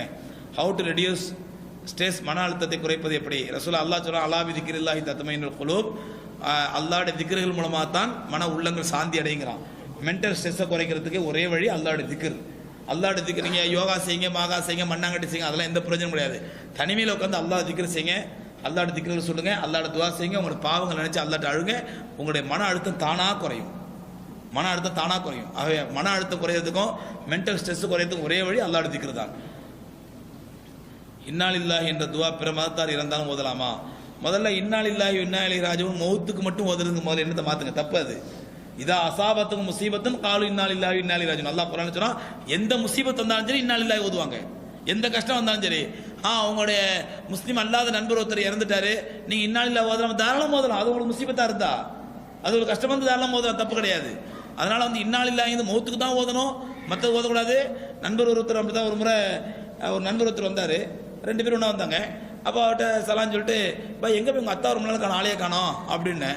அப்போ நானும் ஒரு நண்பர் பேசிக்கிட்டு இன்னொருத்தர் வந்தார். வரும்போது எங்கே உங்கள் அத்தா கொஞ்சம் நாளுண்ணா? தெரியாது சார், எங்கள் அத்தா உடம்பு சரியில்லாமல் ஹாஸ்பிட்டல் அட்மிட் பண்ணிருக்காங்க, இன்னாலில்லாஹி இன்னா இலைஹி ராஜிஊன். எப்போங்க அப்படின்ட்டேன். அப்படியே காசு சொல்லிட்டு போயிட்டாரு. போன இவர் சொல்றாரு, ஏன் சார் ஆஸ்பத்திரி தானே அட்மிட் பண்ணியிருக்காங்க, நீங்கள் அட்வான்ஸ் தான் இன்னாலில்லாஹி ஓதுறீங்க. அப்போ இன்னாலில்லாஹினாலே மௌத்துக்கு தான். இப்போ தான் ஆஸ்பத்திரி போயிருக்காரு, மௌத்து வரட்டும் அப்புறம் இன்னாலில்லாஹி ஓதிக்கலாம். அப்படியே இல்லை, எந்த துக்கமான செய்தியோ அதிர்ச்சியான செய்தியோ முசீபத்தான செய்தி எதுவாக இருந்தாலும் சரி இன்னாலில்லாஹி தாராளமாக ஓதலாம். ஹஜ்ஜுக்கு எவ்வாறு ஆயத்தம் அடைவது? ஹஜ் கேமில் முதல்ல அப்ளை பண்ணுங்க. எந்த ஒரு காரணத்திற்காகவும் முஸ்லீமுக்கு அல்லாஹ்வுடைய மார்க்கத்தை விட்டு வெளியேற அனுமதி இல்லை என்றும், அப்படி தூக்கி எறிஞ்சிட்டு போகிறவர்கள் இஸ்லாத்தை விட்டு வெளியேறி காஃபிர் எனவும் காஃபிரை அழிக்கணும் என்றும் அல்லாஹ்வே எங்களுக்கு அனுமதி கொடுத்து விட்டான் என்று ஐஎஸ்ஐஎஸ்ஐ டீம் வெளியாக்கிய ஒரு ஆடியோ டேப்பில் இதை கேட்டேன். இது சரியா? மார்க்கம் என்ன கூறுகிறது? அது என்ன டேப் கேட்டிங்களோ, என்ன ஆடியோ கேட்டிங்களோ, யாராவது பேசி என்ன மாதிரி பண்ணியிருப்பாங்க, அதுக்கெல்லாம் நான் விளக்கம் சொல்லிட்டு இருக்க முடியாது. கணவன் மனைவிக்கிடையே ஒளிவு மறைவு இருக்கலாமா? மார்க்கம் என்ன கூறுகிறது? கணவன் மனைவிக்கு மத்தியில் பெரிய ஒளிவு மறையெல்லாம் ஒன்றும் இருக்கணுங்கிற அவசியம் இல்லை. எல்லா விஷயத்திலும் 2 பேரும் ஓப்பனாக இருக்கணும் அவசியமும் கிடையாது. கணவன் மனைவி மத்தியில் ஒளிவு மறைவே இருக்கக்கூடாதுன்னு சொன்னால், இவர் கல்யாணத்துக்கு முன்னாடி அதை தப்பு செஞ்சிருப்பாரு, பொண்டாட்டி நான் முதல்ல கல்யாணத்துக்கு முன்னாடி தப்பு செஞ்சிருக்கேன் அப்படின்னா ஆரம்பத்திலே பலாய ஆரம்பிச்சிடும். அல்ல இந்த பொண்ணு கல்யாணத்துக்கு முன்னாடி யாரும் லவ் பண்ணியிருக்கோம், எல்லாத்தையும் மறந்து இவரை கல்யாணம் பண்ணியிருக்கோம், முதல் நாடே உங்களுக்கு மத்தியில் ஒளிவு மறைவே இருக்கக்கூடாதுங்க, நான் ஒருத்தர் லவ் பண்ணண்டா முதல் நாளே சேர்த்து ஆரம்பிச்சிருவான். ஏன்னா ஷரீஅத் கோர்ட்ல வருது அந்த மாதிரி கேஸு. அதனால எல்லா விஷயத்தையும் கணவன்ட்டு சொல்லி ஆகணும், எல்லா விஷயம் மனைவிட்டு சொல்லி ஆகணும் அவசியம் கிடையாது. ஒரு பெண்ணிற்கு அந்நிய ஆணோட தொடர்பு இருக்கு என்று அபாண்டமாக போய் சுமத்தினால் மார்க்கத்தில் என்ன தண்டனை? பெரிய பாவம், அவதூறு. அது ரசூலுல்லாஹி சொல்றாங்க, அழிக்கக்கூடிய 7 பாவங்களை விட்டு விலகிக் கொள்ளுங்கள். அதுல ஒரு பாவம், ஒரு அப்பாவி பெண் மீது, எந்த தவறும் செய்யாத ஒரு பெண் மீது அவதூறாக பாவத்தை சுமத்துறது மிகப்பெரிய பாவம். சபால் மூபிகாத், உங்களை அழிக்கக்கூடிய பாவங்கிறாங்க ரசூலுல்லாஹி ஸல்லல்லாஹு அலைஹி வஸல்லம். இவ்வளோ கேள்வி, ஒரே ஆளு இவ்வளோ பெரிய கேள்வியில் பேப்பரில் 8 கேள்வி கேட்டுக்காரு, 7 கேள்வி கேட்டுக்காரு. நாளைக்கு பார்க்கலாம். ஆன்லைன் கேள்வி வந்துருது. ஆன்லைனில் வந்து கேள்வி, உதவு செய்த பிறகு நஜீஸை மிதித்து விட்டால் உதவு முடியுமா? முடியாதுங்க. நஜீஸை மிதிச்சிட்டோண்டாக்கா அந்த நஜீஸை மட்டும் கழுவுனா போதும், உதவு முடியாது. என் கிறிஸ்தவ நண்பர் குர்ஆன் பைபிளிலிருந்து எடுக்கப்பட்டது, குரான் பைபிளிலிருந்து எடுக்கப்பட்டது, அதனால தான் இரண்டுக்கும் ஒற்றுமைகள் உள்ளன, இதை நான் எப்படி அவருக்கு புரிய வைப்பது அப்படின்னு கேட்குறாரு. அதாவது குரான் பைபிள்லேருந்து இறக்கப்பட்டதுன்னு அவர் விளங்காமல் அவங்கள்ட்ட பாதிரி மாதிரி அப்படி தான் சொல்லுவாங்க. ஏன்னா அந்த மக்கள் கிறிஸ்தவ மக்கள் ஏதாவது கொஞ்சம் குரான் எரிஞ்சிட்டு குரானில் இப்படி இருக்குதுங்க அப்படி இருக்குங்கடா, அது குரான் நமக்கு அப்புறம் வந்ததுதாங்க, நம்ம இதுலேருந்து காப்பி அடித்து தான் குரான் எழுதுனாங்க அப்படிங்குவாங்க. அப்படி பார்த்தா நீங்கள் சொல்லுவாங்க குரான் இல்லை, குரான்லேருந்து பைபிள்லேருந்து எடுக்கப்பட்டதான் குரான் அப்படின்னு சொன்னால் அப்போ குரானில் உள்ளது பூரா நீங்கள் நம்புறீங்களா அப்படி கேளுங்க. பைபிள்லேருந்து வந்தது தானே குரானு, அப்போ குரானில் வந்து ஈசா அலைஹிஸ்ஸலாம் கடவுள் இல்லை, அவர் இறைவனோட தூதர் தான் இருக்குது, அதை நம்புங்க. மரியம் அலைஹிஸ்ஸலாம் வந்து தான் ஈசா அலைஹிஸ்ஸலாம் பெற்றாங்க, கடவுளுடைய புள்ளலாம் இல்லைங்கிறத நம்புங்க. அப்போ அவர் திருப்பி கேளுங்க, லாஜிக்கா கேளுங்க. குரான்ல பைபிள்லேருந்து வந்ததான் குரான் அப்படின்னு சொன்னா அப்போ குரானில் உள்ளதான் பைபிளில் உள்ளது, குரானில் இருக்குது ஈசா அலைஹிஸ்ஸலாம் கடவுள் இல்லைங்கணும், அதை நம்பணும். நீங்கள் நம்பிட்டு நீங்கள் முஸ்லீம் ஆகிட போறீங்க ஆட்டோமேட்டிக்கா. நாம் தமிழ்நாட்டில் எந்த விதமான தொழுகை நேர கணக்கீட்டு முறையை பின்பற்றலாம்? கீழ்காணும் தொழுகை கணக்கீட்டு முறையில் என்னுடைய ஆண்ட்ராய்டு ஃபோனில் வருகிறது. Muslim world league, university of Islamic science Karachi, Umm al Qura university மக்கா அப்படின்னு சொல்கிறாங்க. இது தமிழ்நாட்டில் எந்த விதமான தமிழ்நாட்டில் ஃபாலோ பண்ணுறதுக்குன்னு தனி முறைலாம் ஒன்றும் கிடையாதுங்க. எல்லாத்துக்கும் ஒரே முறை தான், ஒரே விதத்தான் ஃபாலோ பண்ணணும். தொழுகையுடைய முறைகள் இது, தொழுகையுடைய டைம்களை நம்ம ஷரியத்து சட்டப்படி நம்ம தொழுகை டைம்லாம் நமக்கு இருக்குது, அந்த டைம் ஃபாலோ பண்ணிட்டு போக வேண்டியதான். இதில் மக்கா யூனிவர்சிட்டியை பார்க்குறதா அல்லது உமுல் குரா ஃபாலோ பண்ணுறதா வேர்ல்டு லீக் ஃபாலோ பண்ணுறதா இந்த குழப்பம்லாம் ஒன்றுமே தேவையில்லை. ஃபஸ்ருல் ரஹ்மான் என்பவர் ரீக்கி என்ற மருத்துவ முறை ஃபோனிலேயே நோயை குணப்படுத்துகிறார், இதை நம்பலாமா? நம்புங்க, காஃபிரா போயிடுவீங்க. ஃபஸ்ருல் ரஹ்மான் ஒரு ஃப்ராட் ஒருத்தர் இருக்கிறான், இந்த இங்கே சேந்தமில் இருக்கிறான். அவன் வந்து முதல்ல அக்குபஞ்சரை கற்றுக்கிட்டு அக்குபஞ்சர் முதல்ல ட்ரீட்மெண்ட் பண்ணான். அப்புறம் தொட்டால் சுகம் அப்படின்டான், அப்போ தொடாமலே சுகம் அப்படின்டான். அப்புறம் நோயாளி வந்து உட்காந்து என் கண்ணையே உத்து பார்த்துட்டு இருக்கு குணமாயிடுவீங்க அப்படின்டான். அந்த ஷைத்தானுடைய வேலை என்னண்டாக்கா, குரானத்தை ஹதீஸ் பொய், சஹாபாக்கள் பொய், ரசூலுல்லாஹ் பொய், அதே மாதிரி இமாம் புகாரி இமாம் முஸ்லிம் மாதிரி பெரிய பெரிய முஹத்திஸ்கள் பொய், எல்லாமே பொய்ன்னு சொல்ற ஒரு காஃபிர். அவன் இஸ்லாத்துக்கு வெளியேறிவிட்ட காஃபிர். ஃபஸ்லுர் ரஹ்மான்ங்கிற தவிர எந்த பேருமே அவனுக்கு இஸ்லாமிய அடையாளமே கிடையாது. அதை நம்புறா நீங்களும் காஃபிரா போயிடுவீங்க. ரெண்டாவது, இந்த ஃபஸ்லுர் ரஹ்மான் யாருன்னு சொன்னா இவங்களுடைய அத்தா வந்து ஒரு பெரிய அட்வொகேட்டு. என்னோட அத்தா வந்து சுப்ரீம் கோர்ட் லாயராக இருந்த ஒரு பெரிய அட்வொகேட்டு. அந்த நல்ல மனுஷன். அவர் பெத்த பிள்ளைங்க இந்த மாதிரி 2-3 பேர் டாக்டர் ஆகி கடைசியில் அவனுங்க இப்படி சமுதாயத்தை குழப்பி கடைசியில் நிறைய பேர் சாகடிச்சிருக்கானுங்க. நிறைய எக்கச்சக்கமான கேஸ் அவங்க மேலே இருக்குது. இங்கே சேந்தமில் இருக்கானுங்க ஃபஸ்லுர் ரஹ்மான் சொல்லி. இவங்க ஒரு முறை இவர்கிட்ட ஒரு டிரைவராக வேலை செய்கிற பையன், என்கிட்ட ஓதுன பையன், என்னோட ஸ்டூடெண்ட் பையன், ஒரு டிரைவராக இருந்தான். ஒரு முறை என்கிட்ட வந்து ஹஸ்ரத் ஃபஸ்லுர் ரஹ்மான் உங்களை சந்திக்கணுங்கிறாரு, கூப்பிட்டு வரவா அப்படின்னா. சரி வர சொல்லுப்பா, அல்லாஹ் ஹிதாயத்தை கொடுத்தாலும் கொடுக்கலான்னு சொல்லிட்டு வர சொன்னேன். வந்தால் ஒரு நாள் அசருக்கு பிறகு வந்து கொஞ்ச நேரம் பேசிக்கிட்டு இருந்தார். பேசிட்டு போயிட்டாரு. போன பிறகு பார்த்தீங்கன்னா அடுத்த மாதம் அவர் அந்த புக்கு ஒன்று போடுறான். ஏதோ ஒரு புக்கு பேர் ஞாபகம் இல்லை. அந்த புக்கில் முதல் பக்கத்தில் கவர் ஸ்டோரியே ரேப்பரில் என்னன்னு சொன்னால், இமாம்கள் எல்லாம் ஷைத்தானின் அடிவருடுகளே, மக்காப்பள்ளி இமாம் ஒப்புதல். என்னடா இது அப்படின்னு சொல்லி பார்த்தா, நானும் அவனு சும்மா பேசிக்கிட்டு இருந்தேன் பாருங்க. அதில் திருச்சி இரிச்சி கூட்டி குறைச்சி போட்டு கடைசியாக இப்படி பேசி கொண்டிருக்கையில் இமாம்கள் எல்லாம் அவர் ஷைத்தான் அடிவர்கள் என்று அவர் ஒப்புக்கொண்டார் அப்படின்னு போட்டிருக்காங்க கீழே. அப்போ நான் கூப்பிட்டுக்கிறேன், என்னப்பா இப்படி எழுதிருக்கான் கிறுக்கு பைய, இவன் கேஸ் போடலாமா அப்படின்டா. அப்போ அவன் சொன்ன ஹஸ்ரத் அவன் மேலே ஏற்கனவே 200 கேஸ் இருக்குது, நீங்கள் போட 201 கேஸு, 200 கேஸு, இது 220 கேஸு அப்படின்னா. ஸோ அந்த மாதிரி ஃப்ராட் இவனுடைய பேச்சை கேட்கறதோ மதிக்கிறதோ நம்புறதோ பெரிய பாவம், குஃப்ரில் கொண்டு விட்டுருவோம். பிற 27ஆம் நாள் தான் லைலத்துல் கத்ர் என்றால் ஒவ்வொருவருக்கும் ஒவ்வொரு நாள் வருமே, லைலத்துல் கத்ர் 27 எப்படி நினைத்தார்கள்? இந்த கேள்வியெல்லாம் தயவுசெய்து கீழே இருக்கிற ஆன்லைனில் உள்ளவங்க இது அனுப்பாதீங்க. இதெல்லாம் சும்மா பச்சைப்பள்ளத்தனமான கேள்வி. படித்து சொல்கிறோம் 27 மட்டும் லைலத்துல் கத்ர் இல்லை, 5 ராத்திரி லைலத்துல் கத்ர் சொல்லி, இப்போ இவர் 27 தான் லைலத்துல் கத்ர் சொன்னால் மாறி மாறி வருதான், பல தடவை விளக்கம் சொல்லியாச்சு. இதுக்கு பெண் பிள்ளைகளுக்கு ஹத்னா செய்வது சுன்னத் என்று ஒரு மொராக்கோ இமாம் கூறுகிறார், இது சரியா? சுன்னத்தெல்லாம் கிடையாது. அரபுகளுடைய கலாச்சாரம் ஆண்களுக்கு ஹத்னா பண்ணுற மாதிரி பெண்களுடைய ஹத்னா பண்ணுற பழக்கம் இருந்துச்சு. பட் ரசூலுல்லாஹி ஸல்லல்லாஹு அலைஹி வஸல்லம் அது அங்கீகரிக்கவும் இல்லை, அது வந்து சுன்னத்தும் கிடையாது. அரபுகளில் இருந்த பழக்கம் அது. என் ஆபீஸில் ஜும்மா தொழுகைக்கு செல்ல வழி இல்லை, என் ஆபீஸ்லேயே லோஹர் தொழாமா கூடாதுங்க. அந்த ஆபீஸ் விட்டு வெளியே வந்துடணும், அந்த மாதிரி வேலையை செய்யக்கூடாது, ஜும்மா தான் தொழுதாகணும். ஒரு பெண் மாதவிடாய் முடிந்து சுத்தப்படுத்தி விட்டு 15 நாள் கழிச்சு திரும்பவும் கரை ஏற்பட்டால் இந்த சட்டம் ஏற்கனவே சொல்லியிருக்கிறேன். திரும்ப அதாவது வளமையாக வர்றதை விட அவளுக்கு எக்ஸ்ட்ரா நாள்லையோ இடைப்பட்ட காலத்திலையோ அல்லது இரகுலராக அவளுக்கு ப்ளீடிங் ஆச்சுன்னா அந்த ப்ளீடிங்கை பெருசாக எடுத்துக்கூடாது. ப்ளீடிங்கை சுத்தம் பண்ணிட்டு ஒவ்வொரு வக்துக்கும் புதுசாக ஒழிச்சு தொழுதரணும். ஒரு கணவர் மனைவியை திருப்திப்படுத்த முடியாத நிலையில் மேல் என்ஹான்ஸ்மெண்ட் செய்யலாமா அப்படி என்னன்னு தெரியலங்க எனக்கு. துபாயில் ஒரு பயானில் முஃப்தி உமர் ஷரீப் அவர்கள் பெண் குழந்தைக்கு ஒரு முறை மட்டுமே மொட்டை போட வேண்டும் என்று கூறினார், சரியா? அதாவது குழந்தை பிறந்தால் ரசூலுல்லாஹி சொல்றாங்க, மொட்டை அடித்து அந்த மொட்டையை வந்து அந்த முடியை வந்து வெள்ளியுடைய கணக்கு கொடுக்கணுங்கிறாங்க. அந்த ஹதீஸ் அடிப்படையில் சொல்லியிருக்கலாம். ஆனால் அதுக்கப்புறம் பொம்பளை பிள்ளைங்க மொட்டை போடுறது மார்க்கத்தில் அனுமதி கிடையாது. மொட்டை போடுறது ரசூலுல்லாஹ் சொல்லல, கரெக்ட் தான் சொன்னது. ஒரு தடவை தான் மொத்தம் முடி போடலாம். அல்லாஹ் ரப்பல் ஆலமீன் இந்த விஷயங்களை பேசணும். என்னது இந்த விஷயம் பேசணும், இந்த விஷயம் கேட்டோம். அப்படி அமல் செய்ய தௌஃபீக் தருவாங்க. பாண்டிச்சேரியிலேருந்து மதர் ஹுதா மதரசாவில் உங்களுக்கு உதவி தேடி வந்திருக்காங்க. உங்களால் முடிஞ்ச உதவி செய்யுங்க. சாரி, ஏத்திகாஃப் இருக்க விரும்புகிறவங்க துணை மாமா அவர்கள்ட்ட ஏத்திகாஃபுக்கான அப்ளிகேஷன் இருக்குது. 10 நாள் உணவுக்கு சேர்த்து 700 சொல்லி ஃபிக்ஸ் பண்ணியிருக்கிறாங்க. 700 பணம் கட்டி அப்ளிகேஷன் ஃபில்அப் பண்ணி கொடுங்க. முதல்ல ஃபில்அப் பண்ணி கொடுக்குற பதிவு செய்கிற 50 பேருக்கு மட்டும்தான் அனுமதி ஏத்திகாஃப் இருக்கிறதுக்கு. அதே மாதிரி 10 நாள் முழுக்க ஏத்திகாஃப் இருக்கிறவங்க மட்டும் தான் இருக்கலாம்.